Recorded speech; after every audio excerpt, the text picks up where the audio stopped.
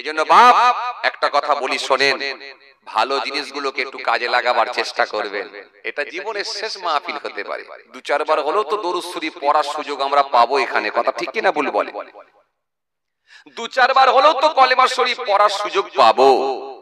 জি, সুতরাং কেন আমরা অবহেলা করব? জি এর আমার এই জন্য এই মাহফিল যখন পাবেন, এই মাহফিলে গিয়ে অবশ্যই বসবেন, এটা অবশ্যই বসবেন, নাম্বার ওয়ান। নাম্বার টু, দ্বিতীয় নম্বর, বক্তা ওয়াইজিনকে যখন দাওয়াত করবেন অন্তত দেখে জেনে বুঝে নির্বাচন করে তারপরে দাওয়াত করবেন। নির্বাচন করবেন কিন্তু খুব হিসাব করে, খুব হিসাব করে। দরকার হলে মসজিদের ইমামকে গিয়ে ওয়াজটা শোনাবেন। কেন এখন তো ইউটিউব শুনে দাওয়াত করেন আপনারা, সোশ্যাল মিডিয়া শুনে আপনারা দাওয়াত করেন। তো সুতরাং মসজিদের ইমামকে গিয়ে না হলে বক্তৃতাটা শোনাবেন, একটা নয় অন্তত 4-5টা ওয়াজ শুনবেন, শুনে দরকার হলে মসজিদের ইমামকে গিয়ে ওয়াজটা শোনাবেন। হুজুর দেখুন তো এই হুজুরটাকে বা এই মাওলানাটাকে বা এই বক্তাটাকে দাওয়াত করা যাবে কিনা।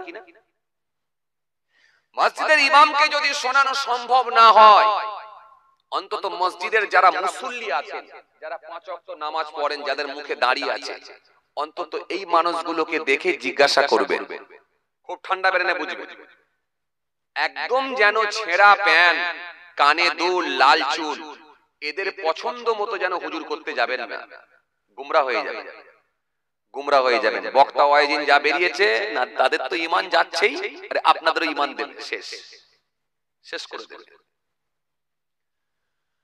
খুব হিসাব করে আমি কথা বলছি ভাইরা আমার, খালি আমার মুখে এসে যাচ্ছে নামগুলো ফটাফট করে বলি, কিন্তু আটকে যাচ্ছে, কারণ রাসূল বলেছে গীবত করো না। গীবত নয়, যদিও সমাজের মানুষকে জানানো দরকার আছে, যেহেতু সে সমাজের মুখে ওয়াজ করছে, কিন্তু পরের কথা তুমি পেছনে বলো না, এজন্য নামগুলো আমি বলতে পারছি না। জি, একটা কারণ। দ্বিতীয় নম্বর কারণ হচ্ছে এতগুলো মিডিয়া, একটা দুটো তিনটে না, 1 2 3 4 5 6 7 8 9 10 11 12 13 14 15 16 17 18 19 20 21 22 23 24 25 26 27 28 29 30 31 32 33 34, কম বেশি 34টা মিডিয়া। এখন আমি নাম বললেই তার ছবি আর আমার ছবি মেরে ট্যাগ করে ছেড়ে দেবে, পুরো রেডি মিডিয়া। খালি এইগুলোই তো চাইছে হুজুর একটু চান্স দিক না আমাকে, তারপর দেখছি কি করতে হয়। কথা বুঝছেন না? এই হুজুরে হুজুরে পীরজাদাই লাগানোর জন্য পুরো রেডি। এই আপনারা নয়, কিছু মিডিয়া আছে, সবাই নয়, কিছু আছে বাবা। কথা বুঝছেন? ওরা শুধুমাত্র নিজেদের ভিউজ, নিজেদের আপনার কি বলে সাবস্ক্রাইব বাড়ানোর জন্য যা করতে হয় তাই করব। খুব সমস্যা, এটা কিন্তু লক্ষণ ভালো নয়। ঝগড়া লাগাবেন না, ঝগড়া থামাতে হয়। রাসূলুল্লাহ হাদিসের মধ্যে বলেছেন ঝগড়া থামা, ঝগড়া লাগাও না। কিন্তু আমরা সুযোগটাকে কাজে লাগাবার চেষ্টা করি। তো যাই হোক, আমি যেটা বোঝাতে চাইছিলাম, এই জন্য আমি নাম বলছি না, আপনাদেরকে বলে দিচ্ছি এতটুকু, বক্তা ওয়াইজিনকে যখন দাওয়াত করবেন খুব হিসাব করে করবেন, যাকে খুশি করবেন। এমন এমন কথা বলে দিচ্ছে ঈমান নষ্ট হয়ে যাবে। এক বক্তা বললেন যে আগে আল্লাহর উপরে ঈমান আনলে সে কাফের হয়ে যাবে, নাউযুবিল্লাহ মিন যালিক। এই ওয়াজ আপনারা শুনেছেন, এই ওয়াজ আপনারা শুনেছেন, এই বক্তৃতা আপনারা শুনেছেন। এক বক্তা বললেন যে আগে আল্লাহর উপরে ঈমান আনলে সে কাফের হয়ে যাবে, নাউযুবিল্লাহ মিন যালিক। কোথায় যাচ্ছে বুঝতে পারছেন? কোথায় যাচ্ছে বুঝতে পারছেন? তো কার উপরে আগে ঈমান আনতে হবে? আগে নবীর উপরে ঈমান আনতে হবে, কারণ নবী তোমাকে আল্লাহ চিনিয়েছে। কথা একদম ঠিক। কথা বলছেন না কেন? এটা হ্যাঁ না কিছু বলেন। কথা একদম ঠিক। নবী চিনিয়েছে কাকে? আল্লাহকে, না হলে আমরা আল্লাহকে চিনতাম না। এটা তার যুক্তি, কথাটা ঠিক একদম। কিন্তু যুক্তি খাটবে না উক্তি খাটবে? যখন কোন দলিল আপনি পাবেন, যখন কোন আপনি রেফারেন্স দিতে পারবেন, তখন কি আপনার যুক্তিটা খাটবে? কথা বলেন, একটু কথা বলেন। খাটবে? খাটবে না। খুব ভালো করে বুঝবেন। তাহলে কার উপরে আগে ঈমান আনতে হবে? আগে নবীর উপরে, তারপরে আল্লাহর উপরে। এটা আপনাকে বুঝিয়ে দিল, কারণ আপনি তো আল্লাহকে দেখেননি, দেখেছেন নবী। নবী এসে আল্লাহকে চিনিয়েছে। আর ঈমান মানে কি? বিশ্বাস। তাহলে নবীর উপরে আগে বিশ্বাস হয়েছে বলি তো আপনি আল্লাহকে চিনতে পেরেছেন। কথা ঠিক না? ঠিক না ভুল বলে? আপনার মাথায় ঢুকে গেল? আপনার মাথায় ঢুকে গেল। আপনি বললেন কথা তো ঠিকই, তো নবীর উপরে তো আগেই মানতে হবে। আসেন, আপনাকে আমি একটা কথা বলি, খুব ঠান্ডা ব্রেনে বুঝবেন, খুব ঠান্ডা ব্রেনে বুঝবেন। আপনাদের এখানে যদি কোন রাজনীতির নেতা ভোট প্রচারে আসে, কোন রাজনীতির নেতা যদি ভোট প্রচারে আসে, সে এসে কি বলবে? আমাকে দেখে ভোট দাও, না মুখ্যমন্ত্রীকে দেখে ভোট দাও, সিএম কে দেখে ভোট দাও, কি বলবে? যদি সে টিএমসির লোক হয়, আমি মনে আপনাদেরকে বুঝাতে পারছি। আপনাদের এখানে যদি কোন রাজনীতির নেতা, সে পঞ্চায়েত প্রধান হোক, পঞ্চায়েতের মেম্বার হোক, কোন লোকাল এমএলএ হোক, এমপি হোক, যেই হোক, যদি কোন রাজনীতির নেতা ভোট প্রচারে আসে, এসে কি বলবে? আমাকে দেখে ভোট দাও বলবে, না মুখ্যমন্ত্রীকে দেখে ভোট দাও, সিএম কে দেখে ভোট দাও, কোনটা বলবে? একটু ভালো করে বলেন, যেটা আপনাদের মন চাই সেটাই বলেন। আমাকে দেখে ভোট দাও এটা বলবে, নাকি না মুখ্যমন্ত্রীকে দেখে ভোট দাও এটা বলবে, কোনটা বলবে? ধরে নিন সেটা টিএমসির লোক, যিনি ভোট প্রচারে এসেছেন টিএমসির লোক, সে মেম্বার হতে পারে, প্রধান হতে পারে, এমএলএ হতে পারে, এমপি হতে পারে, যেই হোক, এই ভোট প্রচারে যদি আসেন, তিনি এসে আপনার সামনে, আপনাদের সামনে যখন ভোট প্রচার করবে, তিনি কি বলবে? যে আমাকে দেখে ভোট দেন, না সিএম কে দেখে ভোট দেন, মুখ্যমন্ত্রীকে দেখে ভোট দেন, কারণ তিনি অনেক কিছু প্রকল্প করেছেন, এই করেছেন, তো সুতরাং তাকে দেখে ভোট দেন। এই তাকে দেখে ভোট দেন এটা বলবে, না আমাকে দেখে ভোট দেন এটা বলবে, কোনটা বলবে? ভালো করে বলেন, আমি কিছু একটা বোঝাতে চাইছি তো আপনাদেরকে। কি বলবে?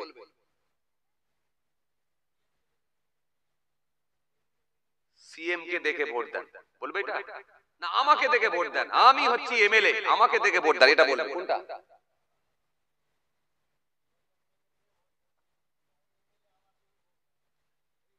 বলেছে কোনদিন আপনাদের এখানে? নাকি না এটা বলেছে যে দিদিকে দেখে ভোট দেন, দিদি এত রকমের প্রকল্প করেছে, রাস্তাঘাট উন্নয়ন করেছে, লাইট করেছে, এই করেছে, সেই করেছে, অন্তত আপনারা দিদিকে দেখে ভোট দেন, কোনটা বলেছে? ভালো করে বুঝে বলে, থেকে বলেছে যে আমাকে দেখে ভোট দেন, না দিদিকে দেখে ভোট দেন, কোনটা বলেছে? তাহলে এই আপনি বললেন আমাকে এমএলএ কে ভোট দেন বলেছে।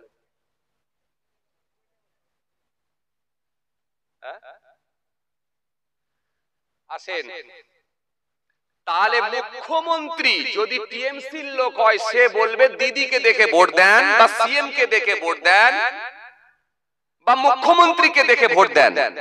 এটা কেন? তিনি এত রকমের প্রকল্প করেছে, ইত্যাদি ইত্যাদি, যেহেতু সে টিএমসির লোক, ওটাই বলবে। বিজেপির যদি কোন নেতা বা নেত্রী যদি ভোট প্রচারে আসে, সে কি বলবে? প্রধানমন্ত্রীকে দেখে ভোট দেন, বলবে কি বলবে? বলবে কি বলবে? কথা বলে, বলবে কি বলবে? প্রধানমন্ত্রীকে দেখে ভোট দেন, কারণ আমাকে নয়, তিনি এত রকমের প্রকল্প করেছে, গোটা ভারতবর্ষে বিভিন্ন রাজ্যে এত উন্নয়ন করছে, প্রধানমন্ত্রীকে দেখে ভোট দেন, বলবে কি বলবে? কথা বলেন, বলবে কি বলবেন? বলবে। হে তরুণিয়া নওজওয়ান জামাকেরা, হে আমার মুরব্বিয়ানেরা, বাবারা শুনে কে দিন বাবারা জেনে কে দিন, টিএমসি লোক হলে বলবে কে দিদিকে দেখে ভোট দেন, বিজেপির লোক হলে বলবে কে প্রধানমন্ত্রীকে দেখে ভোট দেন। সুতরাং তারা নিজেরা কিন্তু নিজেদের দেখে ভোট দেন, এটা কিন্তু একবারও বলবে না, বরং একটাই কথা বলবে, দিদিকে দেখে ভোট দেন, প্রধানমন্ত্রীকে দেখে ভোট দেন। আল্লাহ রাব্বুল আলামিন আমাদের নবী, আখিরি নবী, নূর নবী রাসূলুল্লাহ সাল্লাল্লাহু আলাইহি সাল্লামকে পাঠালেন। ইনাকে পাঠানোর আগে একাধিক নবী আম্বিয়া সালামকে পাঠিয়েছিলেন। নূহ নবীকে আল্লাহ পাঠিয়েছিলেন, মুসা নবীকে পাঠিয়েছিলেন, ইউনূস নবীকে পাঠিয়েছিলেন, জাকারিয়া নবীকে পাঠিয়েছিলেন, ইহইয়া নবীকে পাঠিয়েছিলেন, লূত নবীকে পাঠিয়েছিলেন, ইউসুফ নবীকে পাঠিয়েছিলেন, আইয়ুব নবীকে পাঠিয়েছিলেন, ইয়াকুব নবীকে পাঠিয়েছিলেন। সবাই একটাই প্রচার করেছে, তোমরা আল্লাহকে আল্লাহ বলে মেনে নাও, আমাকে তিনার নবী হিসাবে মেনে নাও। কার প্রচার? আল্লাহর প্রচার। আল্লাহকে তোমরা আল্লাহ বলে মেনে নাও। কথা কি ঠিক? নূহ নবী তো বলেননি আমাকে দেখে ইসলাম মেনে নাও, একটা প্রমাণ দেখাতে পারবেন না। লূত নবী তো বলেননি আমাকে দেখে তোমরা ইসলামকে ধর্ম গ্রহণ করো, আমাকে দেখে তোমরা ঈমান আনো।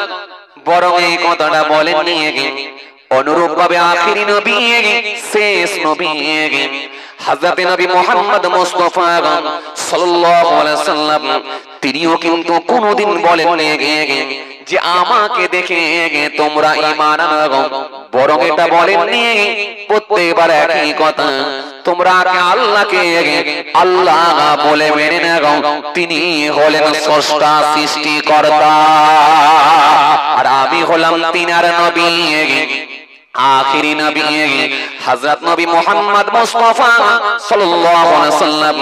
আমি হলাম তিনার নবী, তিনার রাসূল, তিনার দূত। জোরে বলতে পারেন না? আরো জোরে হয় না? তাহলে একটা জায়গাও কিন্তু আমার নবী বললেন না আমাকে দেখে ঈমান আনো, এটা বললেন না। বরং তিনি আল্লাহর কথা বললেন, আল্লাহকে তোমরা আল্লাহ বলে মেনে নাও। লা ইলাহা ইল্লাল্লাহ মুহাম্মাদুর রাসূলুল্লাহ সাল্লাল্লাহু আলাইহি ওয়াসাল্লাম। নবী কোন জায়গায় বলেননি লা ইলাহা বাদ দেননি, বরং প্রত্যেকটা জায়গায় একই কথা বলেছে লা ইলাহা ইল্লাল্লাহ, নেই কোন মাবুদ আল্লাহ ছাড়া। জোরে হয় না? আরো জোরে বলে। পরে কি মুহাম্মাদুর রাসূলুল্লাহ, মুহাম্মদ সাল্লাল্লাহু আলাইহি ওয়াসাল্লাম হলেন আল্লাহর নবী, আল্লাহর রাসূল, আল্লাহর প্রেরিত দূত। বুঝা গেল?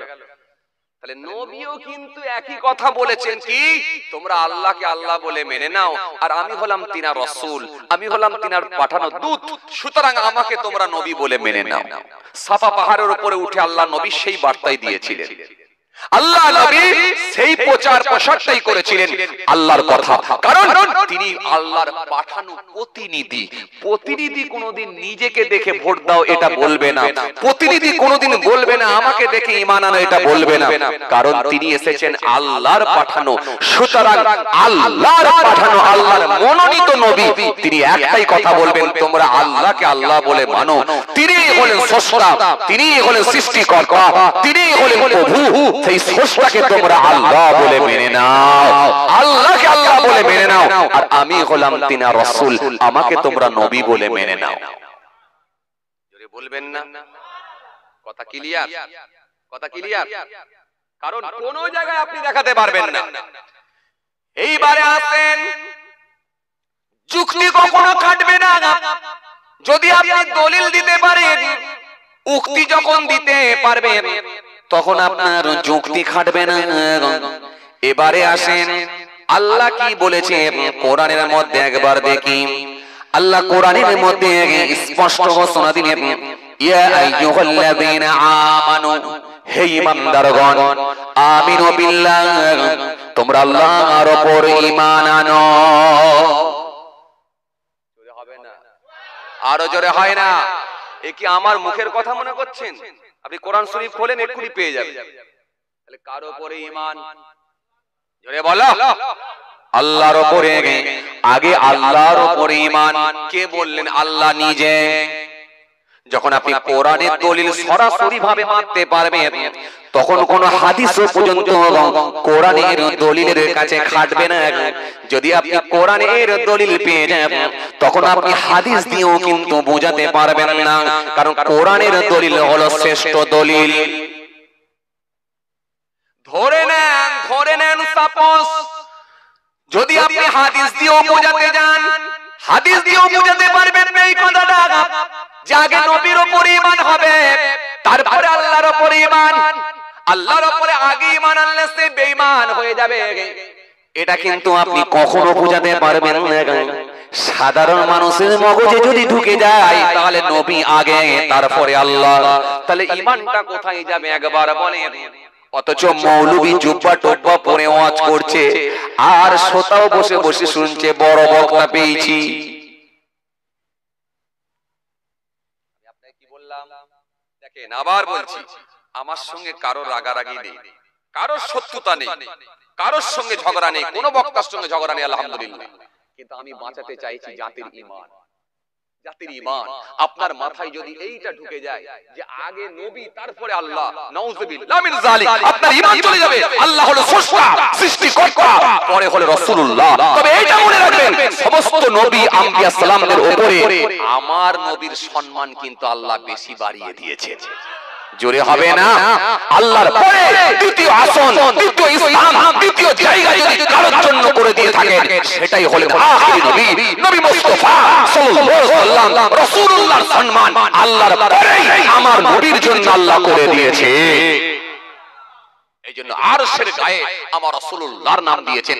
সমস্ত নবীর ঊর্ধ্বে আমার রাসূলুল্লাহর সম্মানকে আল্লাহ বৃদ্ধি করে দিয়েছেন। জোরে বলবেন না? আরো জোরে হয় না?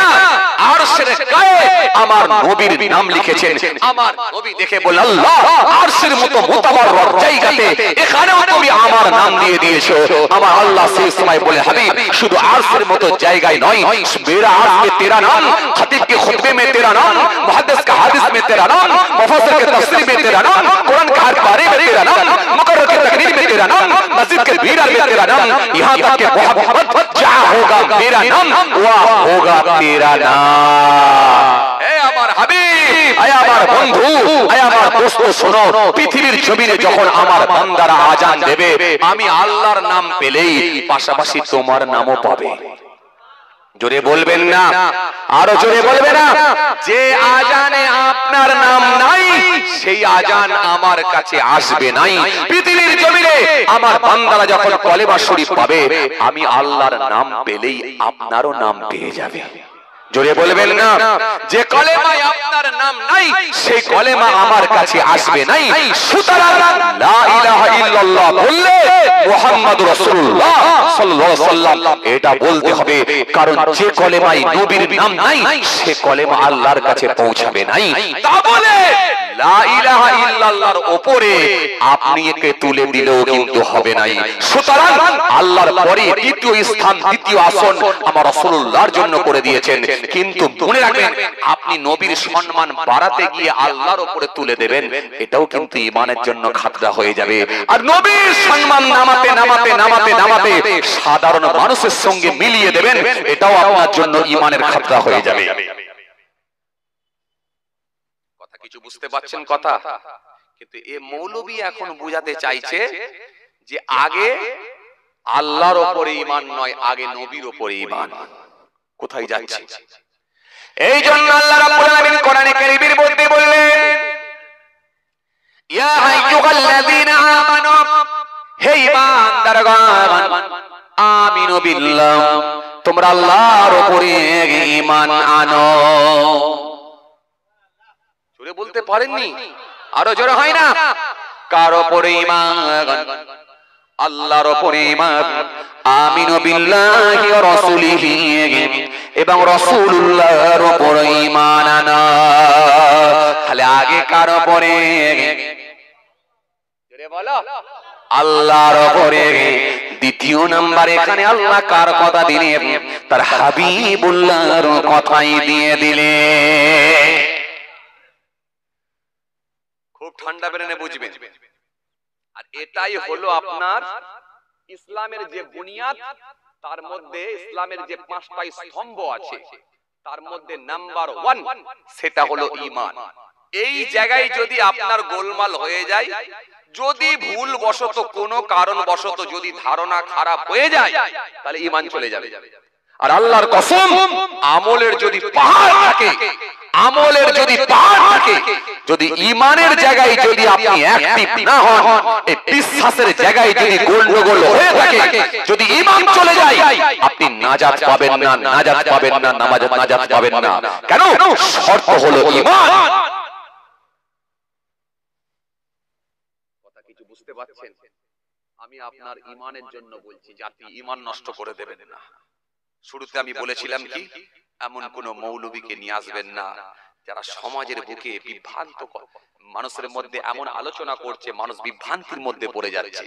এইরকম বিভ্রান্তকর কথাবার্তাগুলো তুলে ধরে মানুষের মধ্যে বিভ্রান্তি তৈরি করে ঈমান আকীদার ক্ষতি করে দেওয়ার চেষ্টা চালাচ্ছে। সুতরাং এমন কথা না বলা আর এমন বক্তাকে না নিয়ে আসা। বললাম বুঝে গেল? তাহলে ইয়া আইয়ুহাল্লাযীনা আমানু আমিনু বিল্লাহি ওয়া রাসূলিহি, তাহলে হে ঈমানদারেরা তোমরা আল্লাহর উপর ঈমান আনো, এরপরে কি রাসূলুল্লাহর উপর ঈমান আনো। তাহলে এক নম্বরে কার নাম? আপনি কি পড়েননি আমানতু বিল্লাহ? না দেখে আল্লাহর উপরে বিশ্বাস, এটাও তো আপনি পড়েছেন। তাহলে এই যে সাতটা বিষয়ের উপরে বিশ্বাস, তবে তো আপনি একজন ঈমানদার। آمنت بالله وملائكته وكتبه ورسله واليوم الآخر والقدر خيره وشره من الله تعالى والبعث بعد الموت।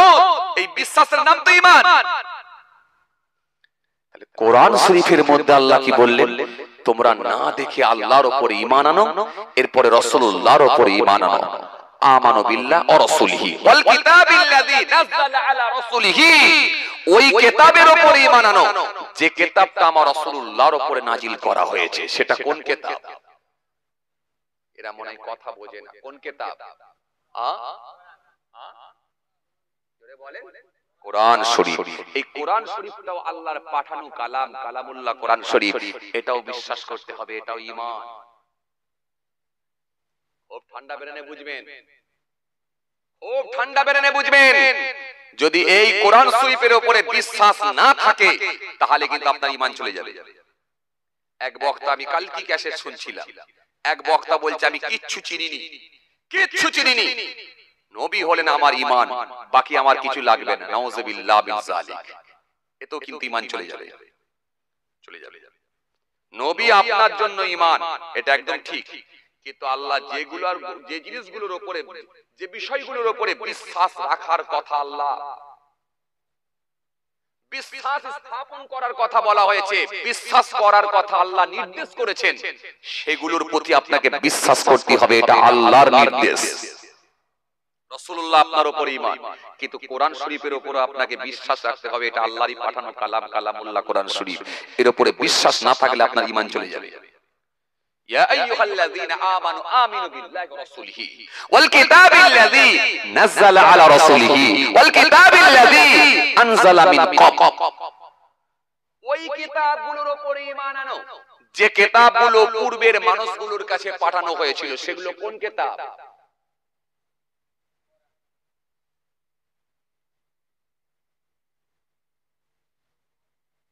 বলো বলো বলো, হচ্ছে বলো, লাইনটা বুঝে গেছে। এই পূর্বের মানুষগুলোর কাছে পাঠানো হয়েছিল যেগুলো আসমানি কিতাব। এই আসমানি কিতাবগুলোর উপরে বিশ্বাস করতে হবে। যদি কেউ বলে আমি কোরআন শরীফ মানি কিন্তু আমি তাওরাত কিতাব মানিনি, যা পারো করবে যাও, আমি মানিনি, নাউযুবিল্লাহ মিন যালিক। ঈমান মানি। পূর্বের কিতাবগুলোর উপর আপনাকে বিশ্বাস করতে হবে। ওয়াল কিতাবিল্লাযী নাযালা আলা রাসূলিহি ওয়াল কিতাবিল্লাযী আনজালা মিন ক্বাব ওয়া মান ইয়াকফুর বিল্লাহ।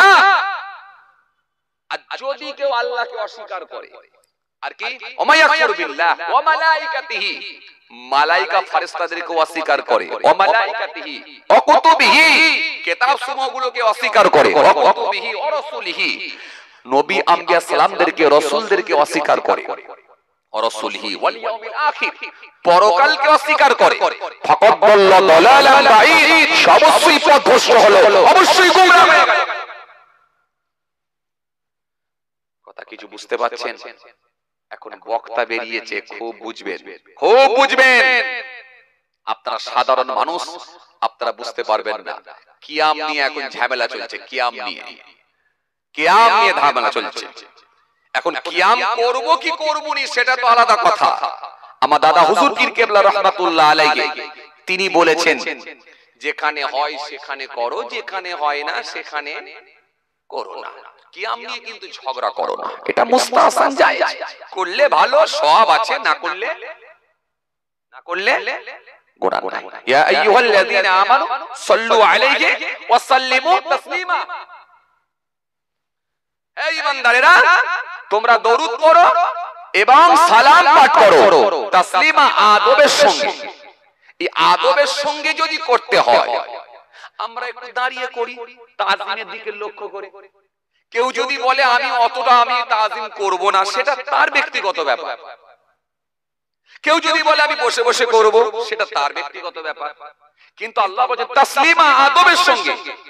এই আদব যদি করতে হয়, আমরা গুরুজন ব্যক্তিকে দেখলে, একটা সিনিয়র ব্যক্তিকে দেখলে, একটা বয়স্ক প্রবীণ মানুষকে দেখলে এবং জবরদস্ত কেতাবি আলেম এবং খুব গুরুজন ব্যক্তি মাশায়েখকে দেখলে, পীরকে দেখলে আমরা উঠে দাঁড়িয়ে যাই। কথা বলছেন না কেন আপনারা? কথা বল, দাঁড়িয়ে যাই। একটা স্কুলের মাস্টারকেও দেখলে, একটা মাদ্রাসার উস্তাদকে দেখলে, শিক্ষককে দেখলে আমরা উঠে দাঁড়িয়ে যাই তাজিমের দিকে লক্ষ্য করে। এটা আমার উস্তাদ, এটা আমার শিক্ষক। যদি বলেন আমি রাসূলুল্লাহ এসেছি, রাসূলুল্লাহর প্রতি সালাম পাঠাবো, সেটা যদি বলে আমি শুয়ে শুয়ে দেবো, আমি মানি না, সেটা আপনার ব্যাপার। সেটা আপনাকে নিয়ে তো আমি কোনো বিতর্কিত কথা বলতে পারবো না। তবে রাসূলুল্লাহর প্রতি আমার শ্রদ্ধা আছে, ভালোবাসা আছে। কেন? নবী আমার ঈমান। এই জন্য আমি রাসূলুল্লাহকে দেখে উঠে দাঁড়িয়ে পড়ি, কারণ এটা হলো আমার ঈমান।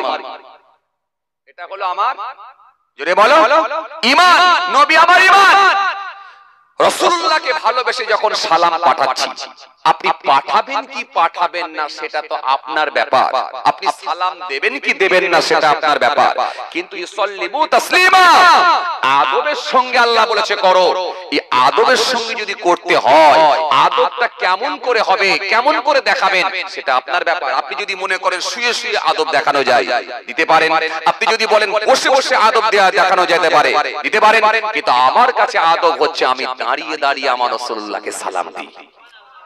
জোরে বলবেন না, আরো জোরে বলবেন না। ক্লিয়ার? ক্লিয়ার? এবার আপনাকে প্রশ্ন করব, আপনি যে বললেন হারাম, এই হারামের দলিল দেন।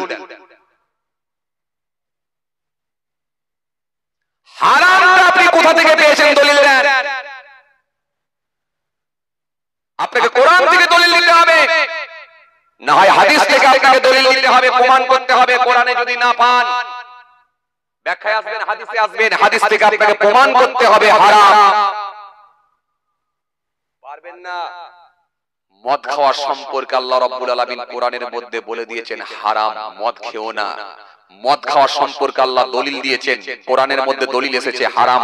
আল্লাহ বলে দিয়েছেন ইয়া আইয়ুহাল্লাযীনা আমানু ইন্নামাল খামরু ওয়াল মাইসিরু ওয়াল আনসাবু ওয়াল আযলাম রিজসুম মিন আমালিশ শাইতান। হারাম সম্পর্কে কি আল্লাহ আয়াত দেননি? কোরআন শরীফের মধ্যে আল্লাহ বলেছেন ইন্নামাল খামরু ওয়াল মাইসিরু ওয়াল আনসাবু ওয়াল আযলাম রিজসুম মিন আমালিশ শাইতান। কোরআন শরীফের মধ্যে আল্লাহ ঘোষণা দিয়ে দিয়েছেন, কি বললেন? আল্লাহ হারামের আয়াত দিয়েছেন। কে বলেছে? আপনাকে দেয়নি। ইয়া আইয়ুহাল্লাযীনা আমানু, হে ঈমানদারগণ, লা তুহারিমু, তোমরা হারাম মনে করো না তাইয়্যিবাত, পবিত্র বস্তুগুলোকে, মা হালাল্লাহু লাকুম, যেগুলো আমি আল্লাহ তোমাদের জন্য হালাল করেছি। ওয়ালা তা'তাদু, সীমা লঙ্ঘন করো না। ইন্নাল্লাহু ইউহিব্বুল মু'তাদিন, নিশ্চয়ই আমি আল্লাহ সীমা লঙ্ঘনকারীদেরকে পছন্দ করি না। কোরআন শরীফের মধ্যে আল্লাহ রাব্বুল আলামিন বলেছেন ইয়া আইয়ুহাল্লাযীনা আমানু, হে ঈমানদারগণ, ইন্নামাল খামরু ওয়াল মাইসিরু ওয়াল আনসাবু ওয়াল আযলাম রিজসুম মিন আমালিশ শাইতান। কোরআন শরীফের মধ্যে আল্লাহ রাব্বুল আলামিন বলেছেন ইয়া আইয়ুহাল্লাযীনা আমানু, হে ঈমানদারগণ, লা তুহারিমু, তোমরা হারাম মনে করো না তাইয়্যিবাত, পবিত্র বস্তুগুলোকে, যেগুলো তোমাদের জন্য হালাল করে দিয়েছি সেগুলো তোমরা খাও। যেগুলোকে আমি আল্লাহ হারাম করেছি সেগুলো তোমরা খেও না। তাহলে হারাম সম্পর্কে আল্লাহ কোরআনের মধ্যে দলিল দিয়েছেন, হারাম সম্পর্কে দলিল এসেছে। তো সুতরাং আপনি হারাম সম্পর্কে দলিল আপনাকে দিতে হবে। তা আপনি কোন যুক্তিতে বললেন যে কিয়াম করা হারাম? সরাসরি হারামের দলিল আপনি কোথায় পেলেন? আমাকে দেখান। এটা পারবেন না, পারবেন না, পারবেন না। কোরআন শরীফের মধ্যে আল্লাহ রাব্বুল আলামিন বলেছেন, সুন্দর করে আল্লাহ কোরআনের মধ্যে হারাম সম্পর্কে আয়াত দিয়েছেন, যেগুলো খাওয়া হারাম সেগুলো সম্পর্কে আল্লাহ দলিল দিয়েছেন।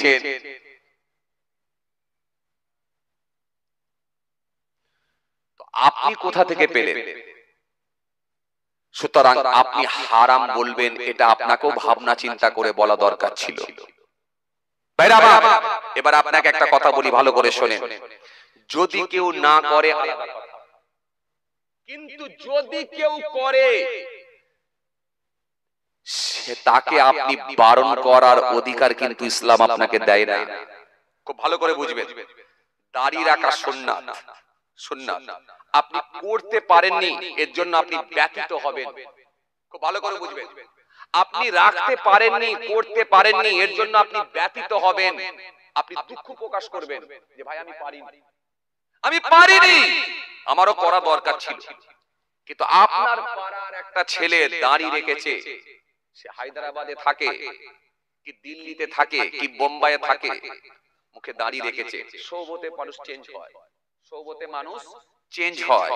সেখানকার পরিবেশে আরো 5টা ছেলের সঙ্গে মিশে পাশে একটা মসজিদে গিয়ে নামাজি হয়ে গেছে, মুখে দাড়িও রেখেছে, আলহামদুলিল্লাহ মাশাআল্লাহ, সুন্নতি লেবাস পরছে, পরে এখন গ্রামে এসেছে, পাড়ায় এসেছে। আপনি দেখে তাকে টোন কাটছেন, তাকে দেখে টোল করছেন, তাকে দেখে আপনি বেফাস মন্তব্য করছেন, কটু কথা, তাকে দেখে আপনি কি বলে, তাকে দেখে বেফাস কথাবার্তা বলবেন, তাকে দেখে টোল করবেন, তাকে দেখে কুরুচিকর মন্তব্য করবেন। এটা ইসলাম কিন্তু আপনাকে এই অধিকারটা দেয়নি। এই যে সুন্নত, তাকে নিয়ে আপনি কটু কথা বললেন না, বরং এই সুন্নতকে নিয়ে বললেন। ভালো করে বুঝবেন, আপনি তাকে বললেন কি রে ভাই, তুইও দাড়ি রেখে মলি সাহেব হয়ে গেলি, দাড়ি কেটে দে, এই বয়স থেকে দাড়ি, তো কারণ কে দাড়ি রাখতে বলেছে? কিরকম লাগছে দেখতে, খারাপ লাগছে? যুবক ছেলে, হ্যামসাম চেহারা, এখন দাড়ি টাড়ি কেটে দিয়ে বেশ সুন্দর প্যান্ট শার্ট পরে ঘুরে বেড়াবি, তুই আবার মলি সাহেবদের ধাঁচ নিয়ে নিলি। এই যে দাড়িকে নিয়ে আপনি বেফাস কথাবার্তা বলছেন, মানে রাসূলুল্লাহ সুন্নতকে নিয়ে বলছেন, এটা মনে রাখেন, এটা মনে রাখেন। তাকে বললেন না, বরং রাসূলুল্লাহ সুন্নতকে নিয়ে। আর সুন্নতকে যদি ইনকার করা হয়, তার কুফরির ফতোয়া এসে যাবে, তার কাফের হয়ে যাওয়ার সম্ভাবনা থাকবে, এটা মনে রাখবেন। রাসূলুল্লাহ একটা হাদিস দিয়েছেন, মানুষ সকালবেলা থাকবে মুমিন, সন্ধ্যেবেলা কুফরি করে কাফের হয়ে যাবে। সন্ধ্যেবেলা থাকবে মুমিন, সকালবেলা কুফরি করে কাফের হয়ে যাবে, নিজেরা জানবে না যে কাফের হয়ে গেছে। এমন ছোট ছোট কথা আছে যেগুলো বললে কাফের হয়ে যাওয়ার সম্ভাবনা থাকতে পারে। কুফরি কথাবার্তা, বক্তা বেরিয়েছে, ওয়াজ করছে কি ফেরেশতাকে নিয়ে উল্টোপাল্টা কথা বলছে, নাউযুবিল্লাহ। যে ফেরেশতার প্রতি আমাদের বিশ্বাস রাখা হলো ঈমান, আমানতু বিল্লাহ ওয়া মালাইকাতিহি, মালাইকা ফেরেশতাদের উপরে বিশ্বাস করাটা হলো আপনার ঈমান। সেই ফেরেশতাকে নিয়ে আপনি দেখবেন বাজে বাজে কথা বলছে। একটু শুনেন, নাম আমি বলবো না, বলা পছন্দ করি না, একটু শুনেন, খুব ভাবনা চিন্তা করে বুঝবেন। এই যে ফেরেশতাকে নিয়ে যখন বেফাস কথাবার্তা গুলো বলছে, খালি পাবলিককে আনন্দ দিতে গিয়ে, শ্রোতাকে আনন্দ দিতে গিয়ে, শ্রোতার সঙ্গে শ্রোতার মন জয় করতে গিয়ে, যাতে করে পরের বছরে আবার দাওয়াতটা হয়, এই মনে করতে গিয়ে যখন ফেরেশতাকে নিয়ে বেফাস কথাবার্তা বলছে, পাবলিক বসে বসে হাসছে, মুখে দাড়িও নেই, হাতে বালা, কানে দুল, আর পায়ে ফাটা প্যান্ট, লাল চুল, বসে বসে ফেরেশতার নামে যখন অপব্যাখ্যা করছে, ফেরেশতাকে নিয়ে যখন বেফাস কথাবার্তা বলছে, পাবলিক বসে বসে হাসছে। ঈমান কোথায় যাচ্ছে জানেন? কোথায় যাচ্ছে ঈমান জানেন? এই ফেরেশতাকে নিয়ে আপনি উল্টোপাল্টা মন্তব্য করতে পারবেন? পারবেন না, পারবেন না। কেন? ফেরেশতাদের কথা বলতে গেলে আপনাকে বুঝে বলতে হবে, ফেরেশতাদের উপরে বিশ্বাস করাটা আপনার ঈমান। খুব চাপ, খুব চাপ। এইজন্য রাসূলুল্লাহ একটা হাদিস দিয়েছেন, কি বলেছেন জানেন? রাসূলুল্লাহ বলেছেন, উলামা উম্মতি কাআমবিয়া বনি ইসরাঈল, আমার উম্মতের হাক্কানি আলেমরা হলো বনি ইসরাঈলের নবীদের ন্যায়। জোরে বলবেন না, আমার উম্মতের হাক্কানি আলেমরা হলো বনি ইসরাঈলের নবীদের ন্যায়। বনি ইসরাঈলের নবীদের সম্মান আল্লাহ যেমন দিয়েছেন, আমার উম্মতের হাক্কানি আলেমদের সম্মান আল্লাহ তেমনই দিয়েছেন। একটু জোরে বলেন না, কথা বুঝতে পারছেন? হে তরুণিয়া নওজোয়ান জামাকেরা, হে আমার মুরব্বিয়ানেরা, বাবারা শুনে কি দিন মামা, আপনাকে আমি দুটো কথা এখান থেকে বলবো। বক্তাকে যখন আপনি দাওয়াত করবেন, ওয়াইজিনকে যখন দাওয়াত করবেন, একটা ক্যাসেট নয়, দুটো ক্যাসেট নয়, অন্তত গোটা চারেক ক্যাসেট গুলো আপনি শোনেন। যদি নিজে ভালো বুঝতে না পারেন, ইমাম সাহেবকে গিয়ে শোনান, মহল্লার ইমামকে গিয়ে শোনান, সম্মানীয় ব্যক্তি, যোগ্য মানুষ মহল্লার ইমামকে গিয়ে শোনান, হুজুর এই বক্তাকে আমাদের ভালো লাগছে, কিন্তু কথাবার্তার ধরনটা দেখছি আলাদা, এই বক্তাকে কি দাওয়াত করা যাবে কি যাবে না? আপনি একটু বলেন। যদি মহল্লার ইমামকে শোনানো সম্ভব না হয়, অন্তত মুসল্লিদেরকে শোনান, যারা দীর্ঘদিন ধরে মসজিদের মুসল্লি, নামাজের সঙ্গে যারা ইনভলভ, নামাজের সঙ্গে যারা যুক্ত, 65 বছর বয়স হয়ে গেল, 30 বছর নামাজ পড়ছে, 40 বছর নামাজ পড়ছে, বড় হুজুরের সোহবত পেয়েছে, মেজ হুজুরের সোহবত পেয়েছে, নানাজান ছোট হুজুর কেবলার সোহবত পেয়েছে, অন্তত এরকম মুসল্লিদেরকে কি একবার খালি ক্যাসেটটা শোনান। চাচা এই বক্তাকে আমরা দাওয়াত করব বলে সিদ্ধান্ত নিয়েছি, এই বক্তাকে কি আমরা দাওয়াত করতে পারি? অন্তত মহল্লার মুসল্লি যারা আছে তারাও আপনাকে সঠিক পথটা বলে দেবে, সঠিক কথাটা বলবে। এই বক্তার সঙ্গে বড় হুজুর, মেজ হুজুর, সেজ হুজুর, আল্লাহর ওলিদের ওয়াজ শোনা অভ্যস্ত, তারা কম্পেয়ার করে দেখবে যে বক্তা করা যাবে কি যাবে না, অন্তত তারাও কিন্তু সঠিক কথাটা আপনার সামনে বলে দেবে।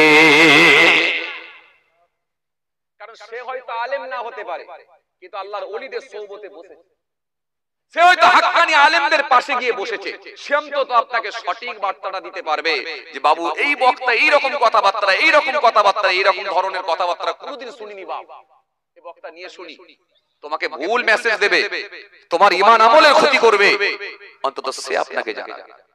এজন্য আপনাকে আমি বলছি বক্তা ভালো করে সিলেক্ট করবেন, ওয়াইজিন ভালো করে সিলেক্ট করবেন, এক নম্বর। দ্বিতীয় নম্বর হচ্ছে যার হাতে আপনি বায়াত হবেন, যার হাতে আপনি আত্মসমর্পণ করবেন, যার হাতে নিজেকে বিসর্জন দেবেন, যার হাতে আপনি বায়াত হয়ে যাকে আপনি মেনে নেবেন, যাকে আপনি রাস্তা দেখানেওয়ালা বলে মেনে নেবেন, এই পীর হোক আর এই হুজুর হোক, তাকে ভালো করে কিন্তু আপনি একটু মাপজোপ করে দেখে নেবেন, নাহলে আপনার ঈমান বরবাদ করে দেবে। কথা কিছু বুঝতে পারছেন কি বলছি? খুব ঠান্ডা বেরেনে বুঝবেন, নাহলে কিন্তু আপনার ঈমান বরবাদ করবে, আপনার ঈমান বরবাদ করবে।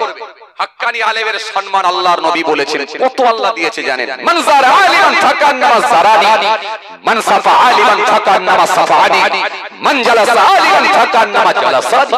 রাসূল বললেন যে কোন হাক্কানি আলেমের সঙ্গে একবার সাক্ষাৎ করলো, দেখা করলো, সাহাবী রাসূলুল্লাহ আমার সঙ্গে দেখা করলো, সাক্ষাৎ করলো। মান সাফা আলিমান ফাকান্নামা সাফানি, যে কোন আলেমে হাক্কানির সঙ্গে মুসাফা করলো, সাক্ষাৎ করলো, সাহাবী রাসূলুল্লাহ আমার সঙ্গে মুসাফা করলো। জোরে বলবেন না? মান জালাসা আলিমান ফাকান্নামা জালাসানি, যে কোন আলেমে হাক্কানির পাশে গিয়ে কাছে গিয়ে বসলো, সাহাবী রাসূলুল্লাহ আমার পাশে আমার কাছে গিয়ে বসলো। জোরে বলবেন না? আরো জোরে হয় না? আরো জোরে হয় না? একটা হাক্কানি আলেমের সম্মান কত দেওয়া হয়েছে একবার বলেন। সেই রাসূলুল্লাহ সুন্দর করে বললেন, কি বললেন? আবার আল্লাহ বললেন সায়াতি জামান ওয়ালা উম্মতি কুলুবুন কা কুলুবি সিয়ার, কালামুন কা কালামিল আমবিয়া, ফিলুন কা ফিলিল ফারাইনা।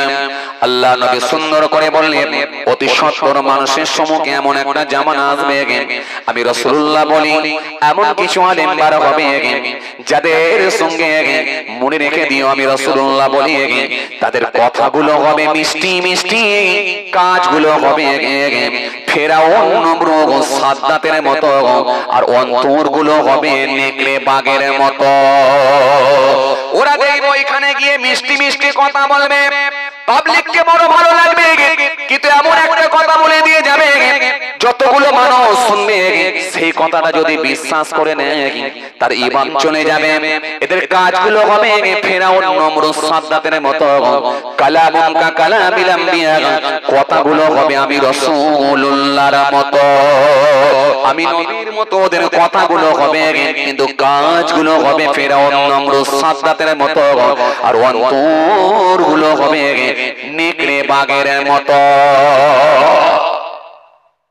এইজন্য রাসূলুল্লাহ আবার হাদিস দিয়েছেন, আখির জামানায় এমন একটা সময় আসবে, আমি রাসূলুল্লাহ বলি আল্লাহর আকাশের নিচে জমিনের উপরে সবথেকে নিকৃষ্ট ব্যক্তি হবে একটা শ্রেণীর আলেম।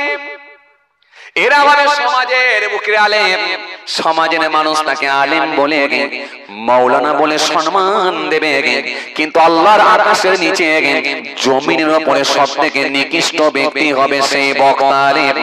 এই জন্য আপনাকে আমি বলবো বক্তা নির্বাচন করুন খুব বুঝে সুঝে, আর যার হাতে আপনি বায়াত হবে হাক্কানি আলেম দেখে এবং বাবা মারিফাতের শিক্ষা আছে, তাসাউফের মানুষ নাকি ইলমে লাদুন্নি পেয়েছেন নাকি এইরকম দেখে বুঝে আল্লাহ ওয়ালা মানুষের হাতে হাত দিয়ে আপনি বায়াত মুরিদ হবে।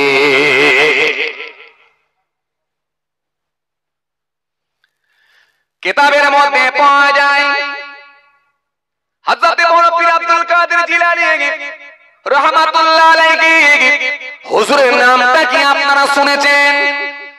কথা কয় না, শুনেছেন না?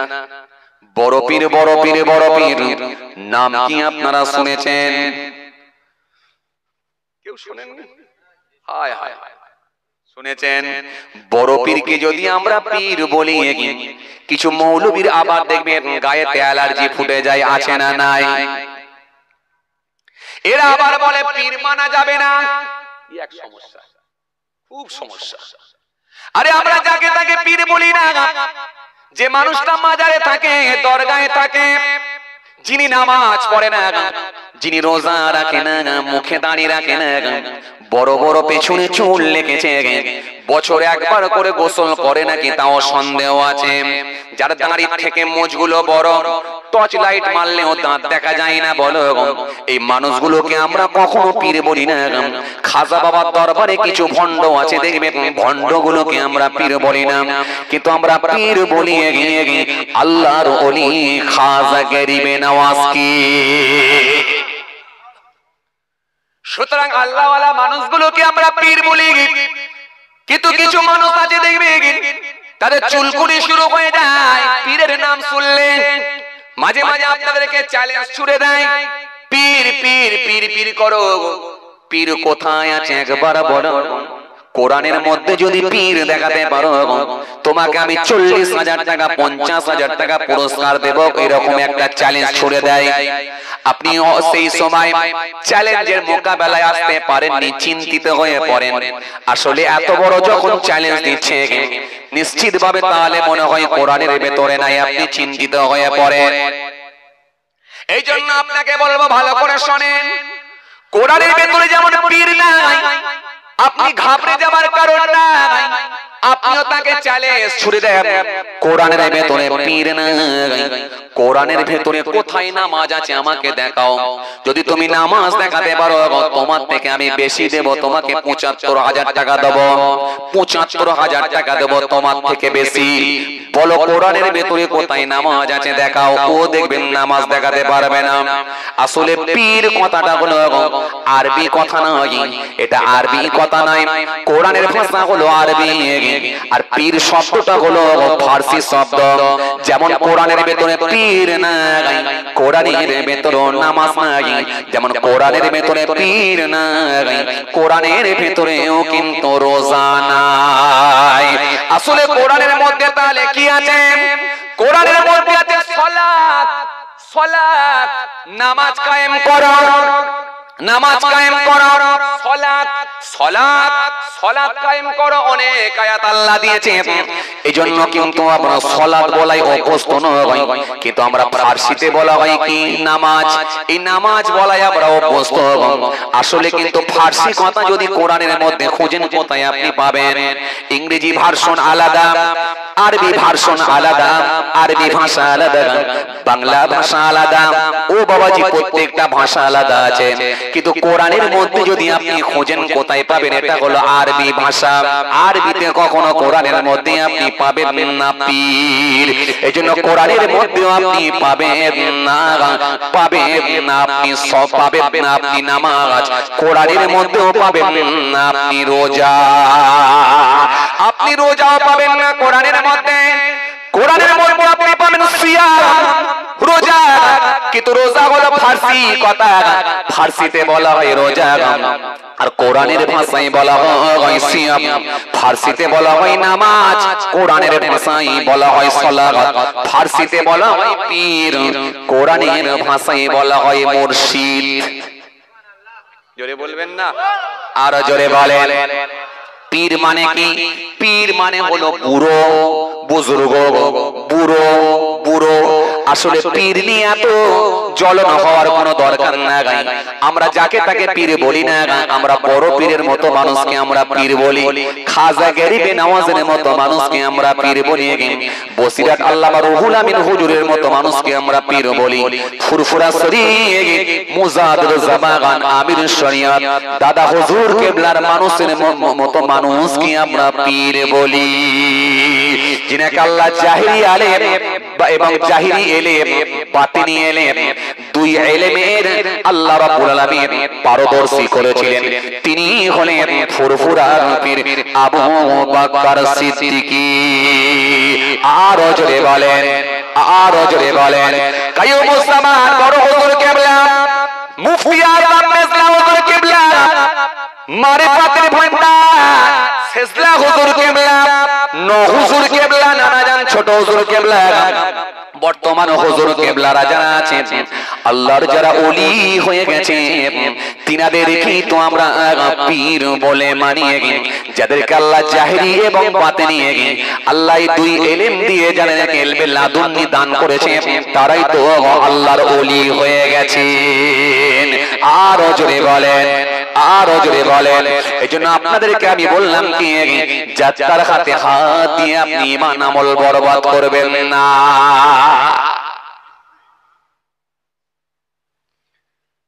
কথা কিছু বুঝতে পারছেন বাবাজি? এই বড় পীর সাহেবের কথা বলছিলাম। বড় পীর, এই বড় পীর কে? বড় পীর জি, যে বড় পীর সাহেব বলেন, मैंने एक साल ना खाया ना पिया ना सोया। আমি এক বছর খাই না, পান করি না, ঘুমাই না। একটু জোরে হবে না? একটু মহব্বতে হয় না? আর একটু খুশি মনে হয় না? मैंने एक साल ना खाया ना पिया ना सोया। আমি এক বছর খাই না, পান করি না, ঘুমাই না। জোরে। मैंने 40 साल ऐसा की ওযু से सुबह की नमाज पढ़ा। আমি 40 বছর এসার ওযুতে ফজরের নামাজ পড়েছি। ছেলে খেলা কথা নাকি? और 15 साल सारे रात एक पांव पर खड़ा होकर सुबह तक कुरान खत्म करता रहा। 15 বছর এক পায়ের উপরে দাঁড়িয়ে অপর পা তুলে নিয়ে এই রকম ভাবে আমি কোরআন শরীফ খতম করেছি। সেইজন্য বড় পীর। ইলমে লাদুন্নি আল্লাহ দান করেছিলেন, যেটা আল্লাহর দরবারে বলে সেটাই কবুল হয়ে যায়। তো তিনি বড় পীর হবে না তো কে হবে? কথা বলছেন না কেন? তো এ নিয়ে চুলকুনি হবার তো কোনো দরকার নেই। আমরা তো যাকে তাকে বলি না। হ্যাঁ, খাজা গরিবে নওয়াজকে আমরা পীর বলে মানি, কিন্তু খাজা সাহেবের দরবারে যারা ভণ্ডরা সব আছে, পান্ডারা যারা আছে, বড় বড় চুল লেগেছে, বছর একবার করে গোসল করে নাকি তারও কোনো খোঁজ খবর না। কি তাদেরকে আমরা পীর বলে মানি? কখনো মানি না। আসেন তাহলে ভুল মেসেজ গুলো মানুষের সামনে দেবেন না। বলে ফুরফুরা শরীফে নাকি সিজদা দেওয়া হয়, নাউজুবিল্লাহ। বলে ফুরফুরা শরীফে নাকি চাদর চড়ানো হয়, নাউজুবিল্লাহ। কিছু কিছু বক্তা বলছে দেখবেন আপনি, ফুরফুরা শরীফে নাকি চাদর চড়ানো হয়। আপনি প্রমাণ দিতে পারবেন? দাদা হুজুরের মাজারে চাদর চড়ানো হচ্ছে দেখাতে পারবেন? দাদা হুজুরের মাজারে সিজদা চলছে দেখাতে পারবেন? কেন দিনাজপুর থেকে ভাই ভুল মেসেজ দিচ্ছেন? কেন ভাই? কেন মুর্শিদাবাদ থেকে ভুল মেসেজ দিচ্ছেন ভাই? ফুরফুরা শরীফে চাদর চড়ানো হয়, কে বলেছে আপনাকে? দেখাতে পারবেন? এই ভুল বার্তাগুলো কেন মানুষের সামনে দিয়ে সমাজের বুকে এই রকম বিভ্রান্তি তৈরি করছেন কেন? কেন করবেন আপনি? আপনি তো আমার ভাই, সে আপনি যাই হন, আপনি তাবলীগ জামাতের লোক হন, আহলে হাদিসের লোক হন, আপনি কি বলে বেরেলি হন, যাই হন, আপনি আল্লাহকে আল্লাহ বলে মেনেছেন, আমি আল্লাহকে আল্লাহ বলে মেনেছি, আমি রাসূলুল্লাহকে নবী বলে মেনেছি, আপনি রাসূলুল্লাহকে রাসূলুল্লাহ বলে নবী বলে মেনেছেন। তো সুতরাং আপনি হয়তো কোনো আলাদা মাসলাকের মানুষ হতে পারেন, আলাদা ইমামের মত আপনি অনুসরণ করতে পারেন, আমি হানাফি মাসলাক বা হানাফি মাযহাবের মানুষ, আমি এটা মেনে নিয়েছি। কিন্তু যদি আপনি এই ভুল মেসেজগুলো যখন দিচ্ছেন, এই রকম শত শত মিডিয়ায় যখন প্রচার হচ্ছে, আর গায়ের কমরা যারা অমুসলিম গায়ের কম, তারা যখন এইগুলো পাচ্ছে, তাদের ধারণাটা কি আসছে বলুন তো ইসলাম সম্পর্কে? বলে আসলে কোনটা ঠিক, কোনটা ঠিক? এক বলে একরকম, ও এক বলে আরেক রকম, আসলে কোনটা ঠিক? কেন ভাই ফেসবুকের ভেতরে কেন মারপিট করছেন? কেন মারপিট করছেন? আমি অনুরোধ করব, কোন বক্তা ওয়াইজিন যেই হন না কেন, যে দলের হন না কেন, যে মাযহাবের হন না কেন, অনুরোধ করব ফেসবুকের ভেতরে এসে মারপিট করবেন না। কারণ এই ফেসবুকটা শুধু আপনার একার কাছে থাকে না। সুতরাং এই ফেসবুক, এই মিডিয়া এই একটা এলাকা ভিত্তিক নয়, এটা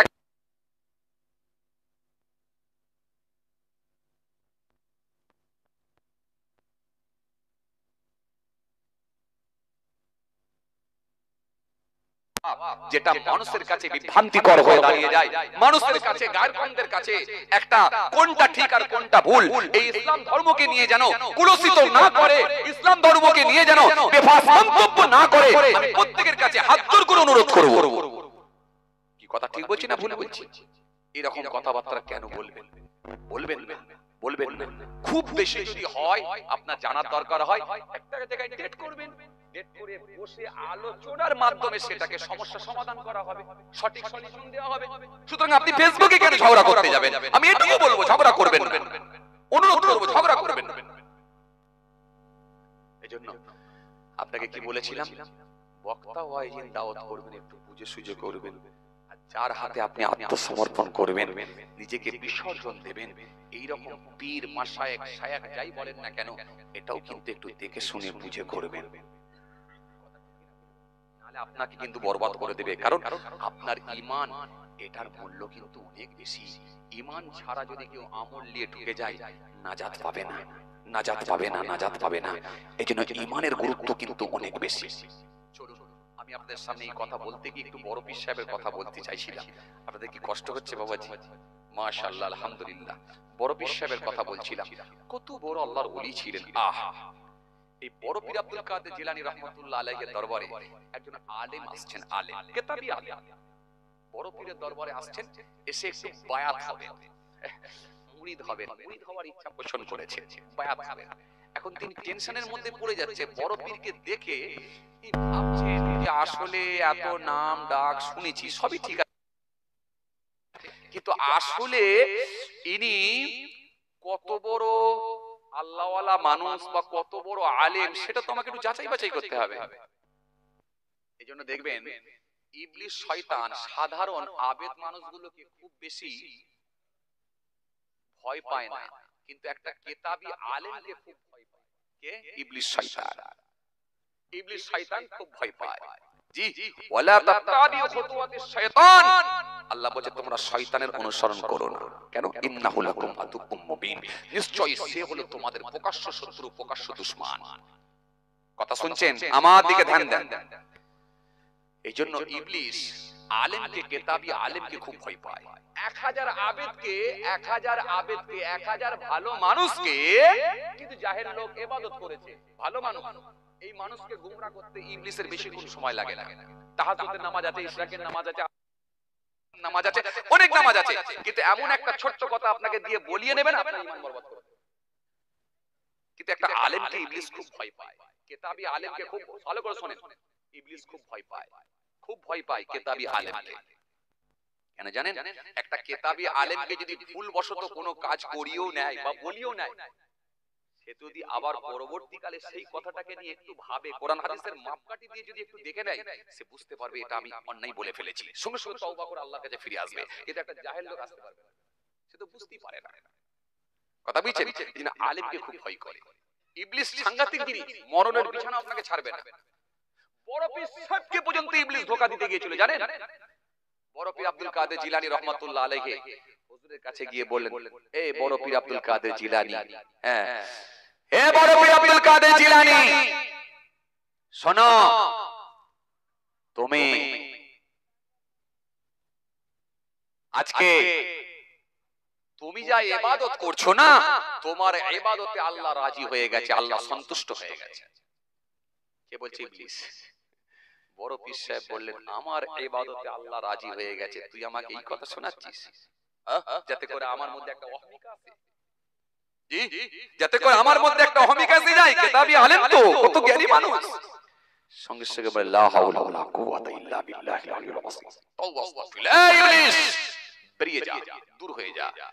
আমার ইবাদতে আল্লাহ যদি খুশি হয়ে থাকেন, তিনি দয়া করে যদি আমার উপর খুশি হয়ে থাকেন, আমি গুনাহগার কিছুই করতে পারিনি, আমি কিছুই করতে পারিনি, তিনি দয়া করে যদি আমার উপর সন্তুষ্ট হন, এটা তিনার ব্যাপার, আমার দ্বারা কিছু হয়নি। কারণ আপনার মধ্যে যদি অহমিকাটা আনিয়ে দেয়া যায়, বরবাদ হয়ে যাবে। সঙ্গে সঙ্গে ইবলিস যাবার সময় বলছে, বড় পীর, ৭২ জনকে গোমরা করে দিলাম, আর তোমাকে নিয়ে ৭৩ নম্বরে ফেলেছিলাম, খালি তুমি তোমার ইলমের জোরে বেঁচে গেলে। আবার ঠোকা মারছে, বুঝতে পারছেন এই কথা? বুঝতে পারছেন? আবার ঠোকা মারছে, তুমি তোমার ইলমের জোরে বেঁচে গেলে। বড় পীর সাহেব আব্দুল কাদের জিলানী রাহমাতুল্লাহ আলাইহি সেই সময় বলেন, এই ইবলিস, দূর হয়ে যা, আমি আমার ইলমের জোরে বাঁচি নাই, আমাকে আমার আল্লাহ দয়া করে বাঁচিয়ে দিয়েছে। ইবলিস সেই সময় পালিয়ে গেল। আপনি আমি হলে কি হতো বলুন? এই যে এই অহমিকা, এই অহংকারটা যে এসে গেল, বাস শেষ, বাস শেষ। হাদিসে এসেছে, রাসূল করিম সাল্লাল্লাহু আলাইহি ওয়াসাল্লাম, আল্লাহ রাব্বুল আলামিন হলেন, হাদিসে কুদসি, আল্লাহ পাক বলেন কি, অহংকার হলো আমার চাদর, আর ওই চাদর নিয়ে যদি কেউ টানাটানি করে, কিয়ামতের দিনে তাকে পিপিলিকার ন্যায় জড়া করে দেয়া হবে। বিশ্বাস করেন, এগুলো সব কিন্তু কাবিরা গুনাহ। এই যে হিংসা, সব কাবিরা গুনাহ। ওয়াদা কাসীর মিন আহলিল কিতাব লাউ ইয়ারুদুকুম মিন বা'দি ঈমানিকুম কুফার হাসাদাম মিন ইনদি আনফুসিহিম মিন বা'দি মা তাবাyyana লাহুমুল হক ফাআফু ওয়াসফাহু হাত্তা ইয়াতি আল্লাহু বিআমরিহি ইন্নাল্লাহা আলা কুল্লি শাইইন কাদির। আল্লাহ কোরআনে কারীমের মধ্যে একাধিক জায়গায় আয়াত দিয়েছেন। চলেন, আমি আপনাকে যেটা বোঝাতে চাইছিলাম, এই বড় পীরের দরবারে এসেছেন যে একজন আলেম, কিতাবী আলেম, বায়াত হবেন, মুরিদ হবেন। তো এসে বলেন, হুজুর, আমি আপনার কাছে একটু বায়াত হওয়ার জন্য এসেছি, মুরিদ হওয়ার জন্য এসেছি। হুজুর বললেন, বাবা ঠিক আছে। তো হুজুর, আমার বড় ইচ্ছা আজকে রাতটুকু একটু আপনার দরবারে থাকবো। কারণ তিনি ছিলেন কিতাবী আলেম, তিনি অন্ধ বিশ্বাস করে নিয়ে এসে হাতে হাত দিয়ে বায়াত হবেন, এটা কিন্তু তিনি মোটেই মেনে নিতে পারেননি। তিনি ছিলেন কিতাবী আলেম, তিনি বললেন, হুজুর আজকে রাতটা থাকবো। কিন্তু বড় পীরকেও এই কথা প্রকাশ করেননি, বলেননি। কিন্তু তিনি মনে মনে ভেবেছেন যে হুজুরের হাতে হাত দিয়ে বায়াত হব ঠিকই, কিন্তু একটু আমি কি যাচাই বাছাই করব না, একটু কি টেস্ট করব না? টেস্ট করব আগে, তারপরে। হেতরনিয়া নওজওয়ান জমাকেরা, হে আমার বড় প্রিয়রা, বাবারা শুনে কে দিন বাবা, বাবারা জেনে কে দিন বাবা। আপনারা যখন বাজারে যান, বাজারে গেলে আপনারা দেখবেন, সবজি মার্কেটে গেলে আপনারা দেখবেন, ভালো করে দেখেলেন, মাছের বাজারে যখন যান, মাছটা পচে গেছে না টাটকা আছে, পেটটা টিপে দেখে নেন, মাঝে মাঝে কি বলে, কানটাকে একটু করে একটু তো আপনি ভালো করে চাগিয়ে দেখে নেন। অনেকে আবার নাকি কান খুঁড়ো না কি বলে, একটু চাগিয়ে দেখে নেন, আসলে সাদা আছে না লাল আছে, মাছটা টাটকা আছে না পচে গেছে, এটা আপনি কিন্তু একটু চেক করে দেখে নেন। আপনার চিন্তা দ্বারা পচা মাছ পয়সা দিয়ে কিনে নেব না, নিয়ে যাব না। মাঝে মাঝে আপনি যখন সবজি মার্কেটে যান, সবজি মার্কেটে গেলে আপনি যখন বেগুন কিনতে গেলেন, বেগুনটাকে বারে বারে চাকিয়ে ঘুরে তাকিয়ে দেখে নেন, এ বেগুনটা কানা না ভালো, ঠিকানা ভালো, কানা না ভালো, এটাও আপনি মাঝে মাঝে চেক করে, কেন পয়সা দিয়ে কিনবো, কানা বেগুন নিয়ে যাব না। কথা বলছেন না কেন? মাঝে মাঝে যখন আলু কিনতে যান, পয়সা দিয়ে কিনবো, ছাঁট আলু নিয়ে যাব না, ভালো আলু নেব, চন্দ্রমুখী আলু নেব, কিংবা জ্যোতি আলু নেব, ফ্রেশ আলু নেব, ছাট আলু নিয়ে যাব না। চেক করে নেন, দেখে নেব। আর যার হাতে আপনি বায়াত হবে, যার হাতে আপনি নিজেকে বিসর্জন দেবেন, যার হাতে আপনি নিজেকে পীর বলে মেনে নেবেন, যিনি আপনাকে সবক দেবেন, যিনি আপনাকে আখিরাতের শিক্ষা দেবেন, যিনি আপনাকে তপস্যা করতে বলবেন, তিনি কত বড় আল্লাহওয়ালা মানুষ, কত বড় একজন হাক্কানি আলেম, সেটাও কি আপনি দেখে নেবেন না? এটার বেলায় কি চেক করবেন না?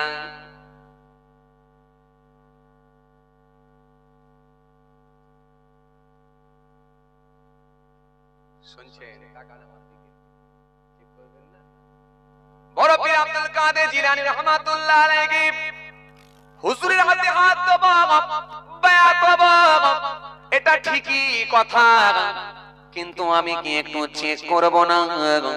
যেহেতু আমি হলাম একজন কিতাবী আলেম, এই আলেম বান্দা চেক করবে, টেস্ট করবে, এ কথা মনে করে বড় পীরের দরবারে এসে বললেন, হুজুর আজকে রাত আমি আপনার দরবারে থাক,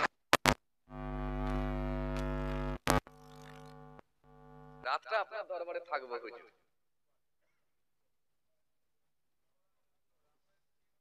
ভাই একটু করে দাও, কথা বুঝতে পারছো তো? ঠিকঠাক করে দাও, বুঝতে পারছি খুব সমস্যা।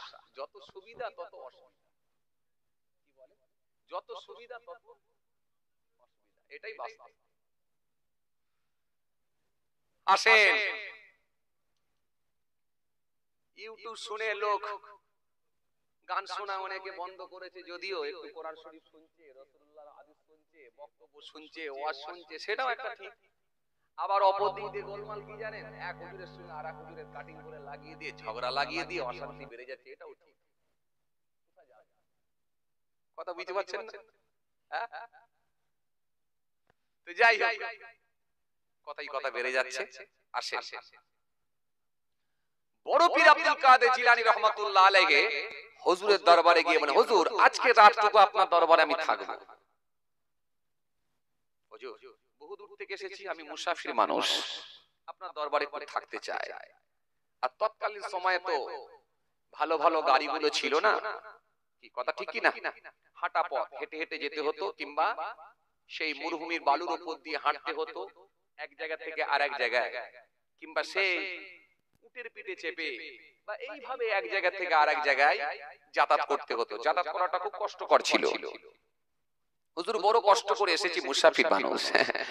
আর মুসাফিরের গুরুত্ব তো আছে না নাই? আছে। রাসূলুল্লাহ বলেছেন তিনটে শ্রেণীর মানুষের জবানে দোয়া কবুল হয়, দাওয়াতুল মাসলুম, দাওয়াতুল মুসাফির, দাওয়াতুল ওয়ালিদি আলা ওয়ালাদিহি। ছেলে মেয়ের জন্য তার পিতা মাতার দোয়া কবুল হয়।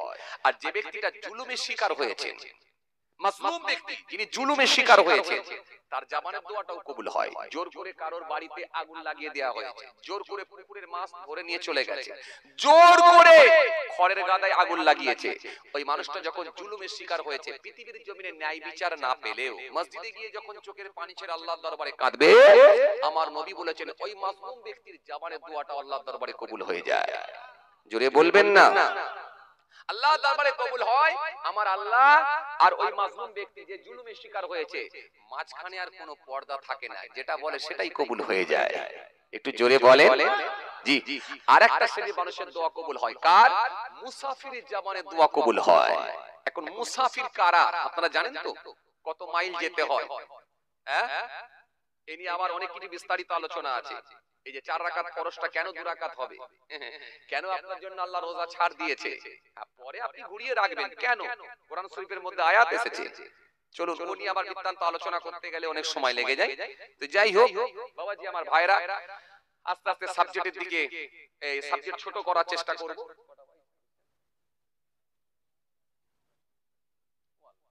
টাইম হয়ে গেছে আমার, কষ্ট হচ্ছে আপনাদের? মাশাআল্লাহ, আলহামদুলিল্লাহ। শীতের রাতও বড় কষ্ট করে আপনারা বসেছেন। আসেন, যে কথা বোঝাতে চাইছিলাম, আজকে যেহেতু আমি একটা টপিক তৈরি করেছিলাম যে দাওয়াত করবেন কাকে, বায়াত হবেন কার কাছে, এইটুকু টপিক আমি তৈরি করেছিলাম, আর এই টপিকের উপরই দেখেন 2 ঘন্টা আলোচনা করছি। আমি অন্য কোনো সাবজেক্ট কিন্তু আলোচনা করিনি। যারা প্রথম থেকে ছিলেন জিজ্ঞাসা করে থাকেন ওইটুকু টপিক, বায়াত হবেন কার কাছে, দাওয়াত করবেন কাকে, এই জেনে শুনে বুঝে ব্যাস এতটুকু সাবজেক্ট, এই সাবজেক্টের উপরই আলোচনা। বড় পীর আব্দুল কাদের জিলানী রাহমাতুল্লাহ আলাইহি হুজুরের কাছে গিয়ে, আল্লাহর আলেম বান্দা, হাক্কানি আলেম, কিতাবী আলেম, তিনি বললেন হুজুর আজকে আপনার দরবারে একটু থাকতে চাই, আগামী কাল আমি বাড়ি যাব ইনশাআল্লাহ, আজকে থাকতে চাই। হুজুর বলেন বাবা থাকো, অসুবিধা নেই। যেমন আমরা পীর মুর্শিদের দরবারে গেলে, হুজুরদের দরবারে গেলে আমরা ওদেরকেও বলেন হুজুর আজকে থাকবো, কেউ বারণ করে না চলে যাও এটা বলে না, থাকো তুমি আমার মেহমান, অতিথি, অতিথিকে ভালোবাসতে হয়, অতিথি আপ্যায়ন করা, এটা রাসূলুল্লাহর দেয়া শিক্ষা। জি রাসূলুল্লাহ সাহাবীদেরকে শিক্ষা দিয়েছিলেন, মেহমানদারি করো, অতিথি আপ্যায়ন করো, এই শিক্ষাটা রাসূলুল্লাহ দিয়েছিলেন। জি এইজন্য মেহমানকে ভালোবাসবেন। মুসা কালিমুল্লাহ একবার জিজ্ঞাসা করে, আল্লাহ যখন আপনি কারোর উপরে খুশি হয়ে যান তখন কি করেন? আল্লাহ বলে যদি আমি কারোর উপরে খুশি হয়ে যাই তার বাড়িতে একটা কন্যা সন্তান দান করি। জোরে বলবেন না সুবহানাল্লাহ। আল্লাহ এরপরে যখন আপনি কারোর উপরে খুশি হয়ে যান আপনি কি দেন? আল্লাহ বলে যখন আমি খুশি হয়ে যাই কারোর উপরে তখন আমি তার বাড়িতে একটা মেহমান অতিথি পাঠিয়ে দিই, মেহমান পাঠায়। মেহমান আসলেও আমরা নারাজ, আর বাড়িতে কন্যা হলে তো আমাদের মুখ ঝুলিয়ে যায়। কথা বলছেন না কেন? ছেলে হলে বিরাট খুশি। আরে কথা বলছেন না কেন? হ্যাঁ না কিছু বলেন, এরকম কিছু আছে না? না ছেলে হলে বিরাট খুশি, ওফ রাজভোগ খাওয়াবে, চিকেন বিরিয়ানি খাওয়াবে, বন্ধুদেরকে দাওয়াত করবে, ছেলে হয়েছে, গর্বের সঙ্গে বলছে ছেলে হয়েছে। আরে ছেলে হয়েছে মানে বিরাট ব্যাপার, পরবর্তীকালে তোকে ভাত খাওয়াবে না লাঠি দেবে, কি হয় দেখ। আসলে একটা বাপ তার ছেলে জন্ম দেওয়া পর্যন্ত শেষ না, তার উপরে কম বেশি প্রায় 12 থেকে 13টা হক তার উপরে বর্তাবে। এই 13টা হক আদায় করতে হবে, 13 থেকে 14টা হক আদায় করতে হবে। আলেম ওলামারা যারা আছেন তারা জানেন। জি বাচ্চা জন্মগ্রহণ করার পর তাকে আযান দিতে হবে, ইকামত দিতে হবে, এরপরে কি, এরপরে আপনার কি বলে আকিকা করতে হবে, তাহলিক করাতে হবে, অনেক কিছু কাজ আছে। ভালো নাম দিতে হবে, ধর্মীয় শিক্ষা, কোরআনের শিক্ষা দান করতে হবে, অনেক কিছু ব্যাপার আছে। 14টা হক। তার আগে আপনি যখন ওই ছেলেটা জন্মগ্রহণ করার পূর্বে যখন আপনি বিয়ে শাদী করবেন, এই বিয়ে শাদী করার পূর্বে যে কন্যাকে বিবাহ করবেন, এই বিয়ের করার আগে আপনি 4টে গুণ দেখে বিয়ে করতে হবে। তুনকাল মারওয়াতু লিআরবাই লিমালিহা ওয়া লিহাসাবিহা ওয়া লিজামালিহা ওয়া লিদীনিহা ফাসফর বিযাতিদ্দীন। রাসূলুল্লাহ বলেন 4টে গুণ দেখে নারীকে বিয়ে করবে। অনেক কিছু ব্যাপার আছে, এত সহজ না। যাই হোক, ওদিকে নিয়ে আলোচনা করতে গেলে অনেক সময় লেগে যাবে, বেড়ে যাবে। চলুন আলোচনা ছোট করব, টাইম ছোট হয়ে আসছে। আসেন তো বড় পীর আব্দুল কাদের জিলানী রাহমাতুল্লাহ আলাইহি হুজুরকে বলে, হুজুর আজকে রাতটা আপনার দরবারে আমি থাকব। হুজুর বলেন বাবা থাকো, আপত্তি নেই। আল্লাহর আলেম বান্দা থেকে গেলেন হুজরাখানার মধ্যে। হুজুর বলেন ওই যে সামনে দড়ি আছে হুজরা, হুজরার মধ্যে থেকে যাও। হুজরার মধ্যে থেকে গেলেন। বাস হে তরুণিয়া নওজওয়ান জামাকেরা,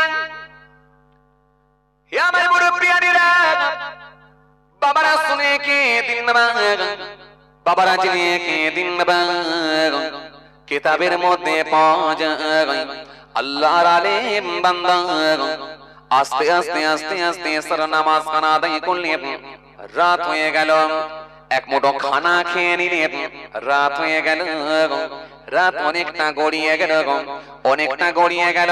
গভীর রাত যখন হয়ে গেল, আল্লাহর আলেম বান্দা তিনি আর সহ্য করতে পারলেন না, হুজরা খানার বাইরে বেরিয়ে চলে এলেন। কুতুবে রাব্বানি মাহবুবে সুবহানি হযরত মুরব্বি আব্দুল কাদের জিলানী রাহমাতুল্লাহ আলাইহি হুজুরের অনেক জীবনী আছে, হুজুরের লেখা কিতাব আছে। আপনি যদি পড়েন তবে বুঝতে পারবেন। কিতাবের মধ্যে পাওয়া যায় সে বড় পীর আব্দুল কাদের জিলানী যে হুজরা খানার মধ্যে ছিলেন, যে কামরার মধ্যে ছিলেন, যে ঘরের মধ্যে ছিলেন, আল্লাহর আলেম বান্দা গভীর রাতে নিজের হুজরা খানার মধ্য থেকে বার হয়ে চলে এলেন। বড় পীর আব্দুল কাদের জিলানী যে কামরার মধ্যে আছে, ওই কামরার চারিদিকে গভীর রাতে পদক্ষেপ করতে লাগলেন, ঘুরতে লাগলেন। আর মাঝে মাঝে দরজার কাছে গিয়ে জানালার কাছে গিয়ে নিজের কানটা লাগিয়ে দিলেন, সারা রাত জেগে রইলেন, জাগ্রত অবস্থায় আছেন। দেখা যাক আল্লাহর ওলির না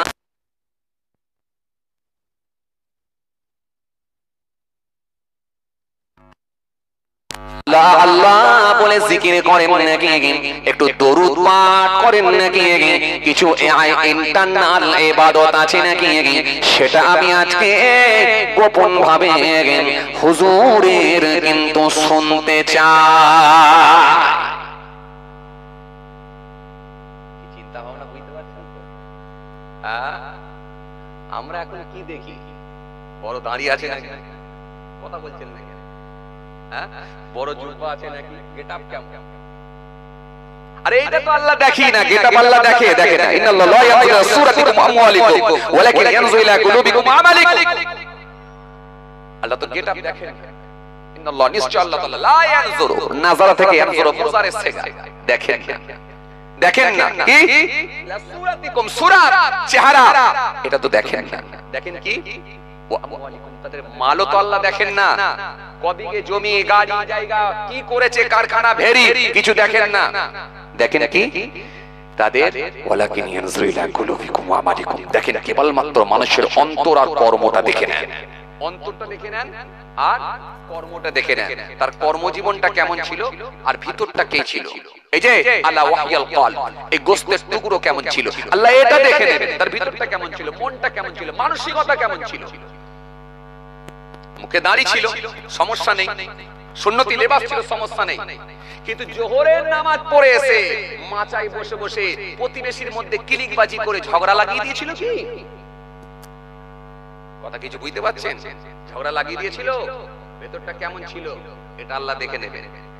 না ঝগড়া ঠান্ডা করে দিয়েছিল, প্রতিবেশীদের মধ্যে যখন ঝগড়া লেগেছিল উনি গিয়ে এমন মিষ্টি মিষ্টি কথা বলেছে, দুই পক্ষকে ডেকে সুন্দর করে বুঝিয়ে একটা সুষ্ঠু সমাধান করেছে, দিয়ে বলেছে ভাই যা হয়েছে হয়েছে, কি করবে, ভুলবশত হয়ে গেছে, তোমারই তো আমাদেরই তো প্রতিবেশী একটা ভাই, ভুল তো মানুষ মাত্র হয়ে থাকে, ছেড়ে দাও ভাই, যা হয়েছে হয়েছে। এই যে ঝামেলাটা লাগাইনি, বরং ঝামেলা মিটিয়েছিল, ভেতরটা কেমন ছিল এটা আল্লাহ দেখবে। এই যে ভেতর আর কর্মজীবন কেমন ছিল, দুটোর উপরে ডিসাইড করে আপনাকে জান্নাত জাহান্নাম, এই দুটোর উপর। কেউ যদি বলে বড় দাড়ি রাখলে জান্নাত পাওয়া যাবে, ভুল। কেউ যদি বলে বড় জুব্বা পরলে জান্নাত পাওয়া যাবে, ভুল না। ভিতর আর কর্ম, কর্ম। জি 50 খানা কাপড় বিতরণ করেছিল, 500টা ক্যামেরা ভাড়া করেছিল, নিয়ত খারাপ ছিল, কাজ নাও হতে পারে।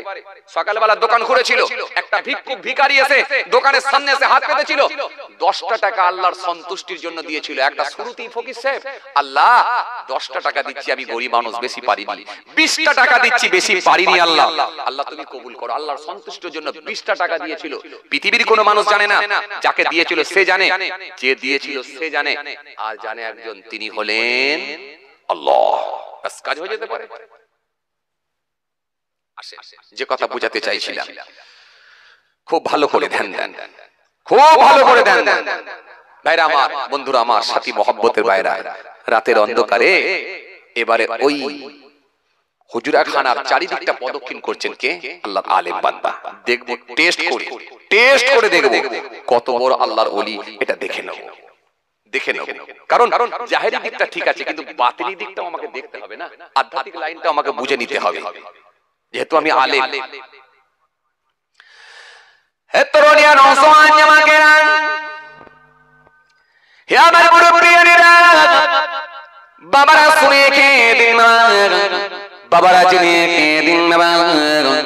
কিতাবের মধ্যে পাওয়া যায় বড় পীর আব্দুল কাদের জিলানী রাহমাতুল্লাহ আলাইহি, হুজুর আমার নিজের হুজরার মধ্যে আছে, কে তালিম বান্দা চারিদিকে ঘুরে ঘুরে ঘুরে ঘুরে প্রদক্ষিণ করতে লাগলেন।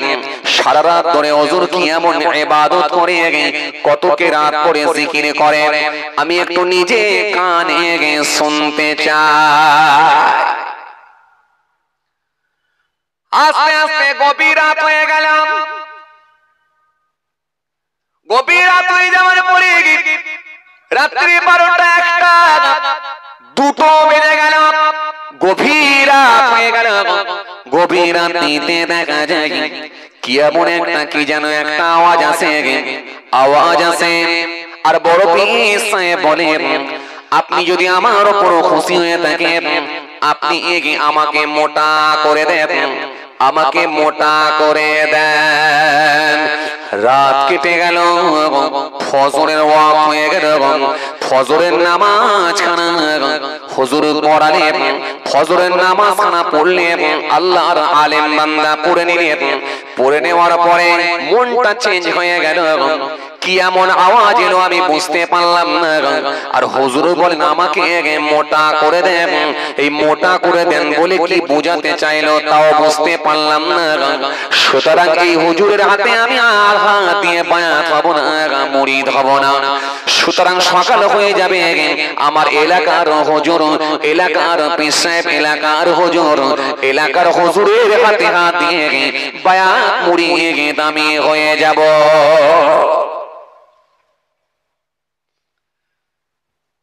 একটা আওয়াজ এলো তাও বুঝতে পারলাম না, আর ইনি বলে আমাকে মোটা করে দাও, তাও বুঝতে পারলাম না যে কি বুঝাতে চাইলো। না, চলে যাও, সকাল হোক, চলে যাও। সকাল হয়ে যাবার পর মনে মনে ভাবলেন, একটা রাত তো দেখলাম, মনে হয় আর একটা রাত দেখা মনে হয় ভালো ছিল। শুনছেন, আর একটা রাত মনে হয় দেখা দরকার ছিল। এ তো এক রাত দেখলাম, আর একটা রাত মনে হয় দেখা দরকার ছিল। বাস সকাল হয়ে যাওয়ার পরে আল্লাহর ওলির কাছে গেলে, আল্লাহর ওলিকে গিয়ে বললে, হুজুর বেয়াদবি নেবেন না, এক রাত আপনার দরবারে ছিলাম, আর একটা রাত আমি আপনার দরবারে থাকতে চাই। হুজুর বেয়াদবি নেবেন না, আপনি আমাকে মেহেরবানি করে হুকুম দিন, আর একটা রাত আমি থাকতে চাই।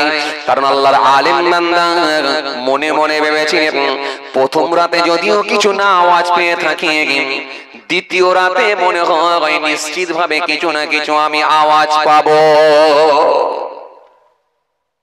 থাকছি মানে এমনি নয়, রাত্রে ঘুমানোর জন্য নয়, টেস্ট করার জন্য।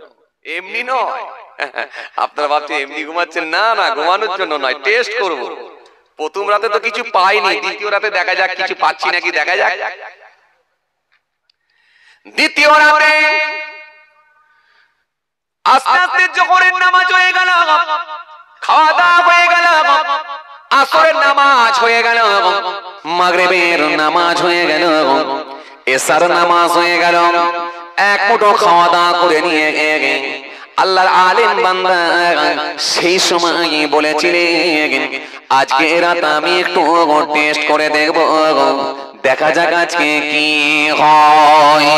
দ্বিতীয় রাতে আবার ফের গভীর রাতে হুজরাখানা থেকে বেরিয়েছে আল্লাহর ওলি যে হুজরার মধ্যে ছিলেন, হুজরার চারিদিকে প্রদক্ষিণ করতে লাগলেন, ঘুরতে লাগলেন, ঘুরতে ঘুরতে ঘুরতে ঘুরতে মাঝে মাঝে দরজার কাছে গিয়ে, জানালার কাছে গিয়ে কানটা লাগিয়ে দিলেন।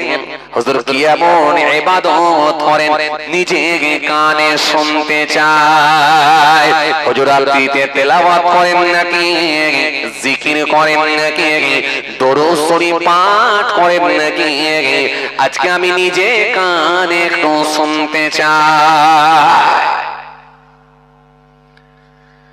দ্বিতীয় রাত সেই একই অবস্থা। গভীর রাত হয়ে গেল, গভীর রাত্রিতে দেখা যায় হঠাৎ করে একটা আওয়াজ এলো, কি যেন একটা আওয়াজ এলো, ও বড় পীর তোমার ইবাদতে আমি খুশি হয়ে গেছি, যদি তুমি ইচ্ছা করো আবার কাছে কিছু চাইতে পারো।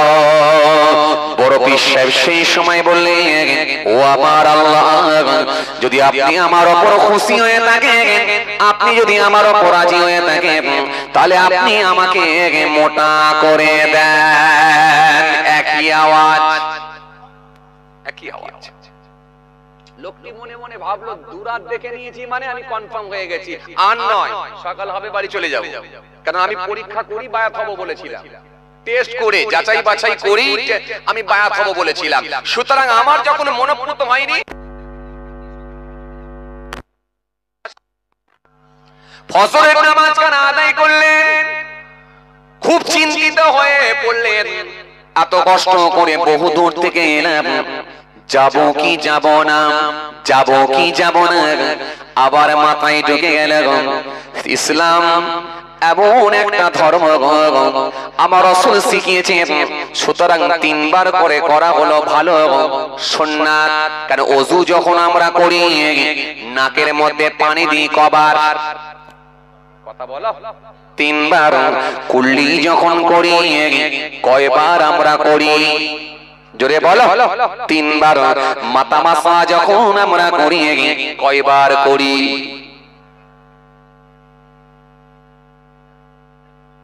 জোরে বলো, একবার। একবার। হাত যখন আমরা ধৌত করি তিনবার করি না একবার, তিনবার। আসলে ওযুর ফরজ কয়টা, জোরে বলো, চারটা। এক নম্বরে কি, কুল্লি করা। দ্বিতীয় নম্বরে কি, নাকে পানি দেওয়া। তিন নম্বরে কি, মুখমণ্ডল ধৌত করা। চার নম্বরে কি,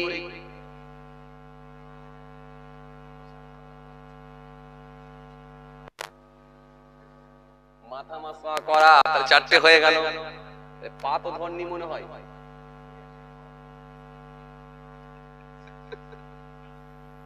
খুব চাপ যে আসলে ওযুর মধ্যে অনেক সুন্নাত আছে, এগুলো আমরা জানি না।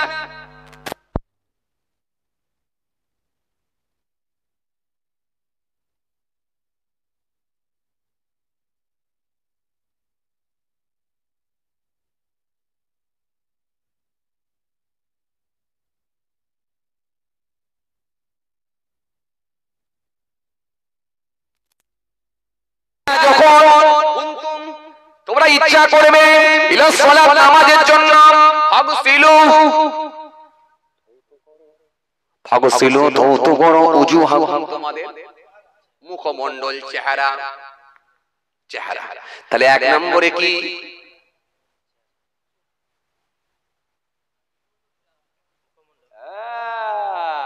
এগুলো তো ওযুর ফরজ, আর আপনি তো সুন্নত ফরজ পাইল করে ফেলছেন। সব ঠিক বলেছেন, কিন্তু পাইল হয়ে যায়। আসলে এগুলো বোঝার ব্যাপার আছে।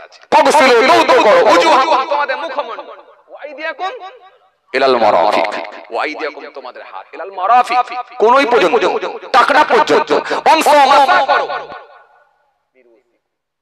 তোমাদের মাথা, মাথা মাসা ও আরজুলাকুম, তোমাদের ইলাল কাবাইন, টাকনা পর্যন্ত, গোড়ালি পর্যন্ত। দেখেন আপনি, দেখেন চারটি হয়ে গেছে। এটা হলো ফরজ। কিন্তু এর ভেতরে আবার কিছু সুন্নত ঢুকে আছে, সেগুলো আমরা করি। ওযু করার পূর্বে আমরা একটু পানি নিয়ে কুল্লি করে নিয়ে একটু মেসওয়াক নিয়ে ডান দিক বাঁ দিক, কথা বলছেন না কেন, একটু মেসওয়াক নিয়ে ডান দিক বাঁ দিক ঘোরাই কি ঘোরাই না, আসলে এটা হলো সুন্নাত। এটা হলো সুন্নাত। এই যে নাকের মধ্যে পানি দিই, কুল্লি করি, অনেক সুন্নাত আছে, এগুলো আমরা জানি না। সুন্নাত আর ফরজ একসঙ্গে সব পাইল করে ফেলেছি। আসলে কিন্তু সুন্নাত, এই সুন্নাত ফরজ সব আলাদা আলাদা। আসলে কিন্তু এগুলো সব সুন্নাত। এজন্য আমরা তিনবার করে ধুই। কিন্তু বাবাজি আমার ভাইরা, যদি কেউ একবার ধৌত করে তাতেও কিন্তু ফরজ আদায় হয়ে যাবে। কিন্তু তিনবার করে ধুই কেন, আমরা শিওর হওয়ার জন্য। আমার রাসূলুল্লাহ দিয়ে গেছেন, কারণ ওযুর ফরজের জায়গাগুলো এত ইম্পর্টেন্ট জায়গা, যদি একটু যদি শুকনো রয়ে যায় নামাজ নামাজ নামাজ হবে না। ওযু হয় না মানে নামাজ হবে না। এজন্য ফরজের জায়গাগুলো উত্তম রূপে ধৌত করা। এজন্য আপনি হাত যখন ধোবেন, হাতের 5টা আঙ্গুলের গোড়ায় পানি পৌঁছানো। এমনকি হাতে যদি একটা আংটি থাকে, ওই আংটিটাকে নাড়িয়ে নেওয়া বা খুলে দেওয়া উত্তম, ভালো।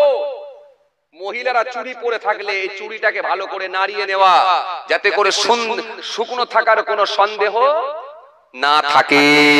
খুব চাপ। এই যে পায়ের নিচে দেখবেন একটা ব্র্যান্ড আছে, একটা বাঁকানো একটা এই যে বাঁকানো একটা জায়গা আছে, এটাকেও আপনাকে ভালো করে পানি পৌঁছাতে হবে, না হলে কিন্তু খুব সমস্যা হবে। কথা বুঝতে পারছেন? চলেন, বড় পীর সাহেবের কথা বলছিলাম, দ্বিতীয় রাত হলো তাই তো? এবারে তৃতীয় রাত। দুরাত যখন হয়ে গেছে, তৃতীয় রাতে বড় পীর আব্দুল কাদের জিলানী রাহমাতুল্লাহ আলাইহি হুজুরের কাছে গিয়ে বলে, হুজুর দুরাত ছিলাম, আর একটা রাত আমি থাকতে চাই। হুজুর আর একটা রাত থাকতে চাই। লোকটি ডিসাইড করলেন যে এই রাতটাই থেকে আমি সিদ্ধান্ত নেব, বায়াত মুরিদ হব না পালাবো, এই রাতে আমি কিন্তু সিদ্ধান্ত নেব। আজকে লাস্ট কি শুনতে পাই দেখা যাক।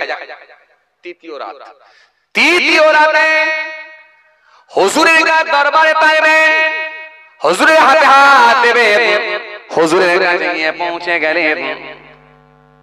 মাশাআল্লাহ, আসসালামু আলাইকুম, ভালো আছেন?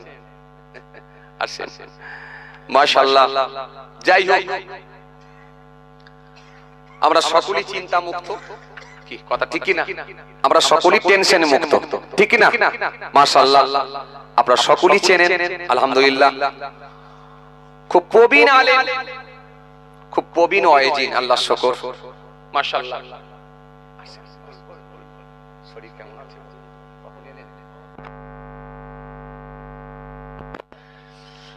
বাবাজি, যাই হোক আলহামদুলিল্লাহ, আমি অসমাপ্ত বক্তব্যকে সমাপ্তির দিকে আগিয়ে দিচ্ছি। আল্লাহ যদি ফের কোনদিন সুযোগ করে ইনশাআল্লাহ আবার আলোচনা হবে, কারণ বসে রেখে বলাটা আমি পছন্দ করি না। আলহামদুলিল্লাহ, একটা সম্মান আছে, ইজ্জত আছে। আল্লাহ যদি ফের কোনদিন সুযোগ দেয় ইনশাআল্লাহ হবে। বাবাজি, আবার আল্লাহ যদি কোনদিন সুযোগ করে দেয় ইনশাআল্লাহ হবে। এখন আপনাদের সামনে আলোচনা করবেন জনাব হযরত আলহাজ মাওলানা মুফতি ইউনুস আলী সাহেব। মাশাআল্লাহ, ভাইজান এসেছেন, আল্লাহর শুকর। আপনাদের সামনে আলোচনা করবেন। সকলেই একবার উচ্চ আওয়াজে তাকবীর লাগান, নারায়ে তাকবীর। আরো জোরে দেন নারায়ে তাকবীর, আরো জোরে দেন নারায়ে তাকবীর। সিলসিলা মুজাদ্দিদ জামাত দাদা পীরের হক সিলসিলা, দাদা পীরের হক সিলসিলা, নারায়ে মাশাআল্লাহ। বিদায় নিলাম। আল্লাহ যদি ফের কোনদিন সুযোগ করে দেয় ইনশাআল্লাহ আলোচনা হবে। সকলে আমার জন্য দোয়া করবেন, আমি আপনাদের জন্য দোয়া করি। সকলকে সালাম দিই, আসসালামু আলাইকুম।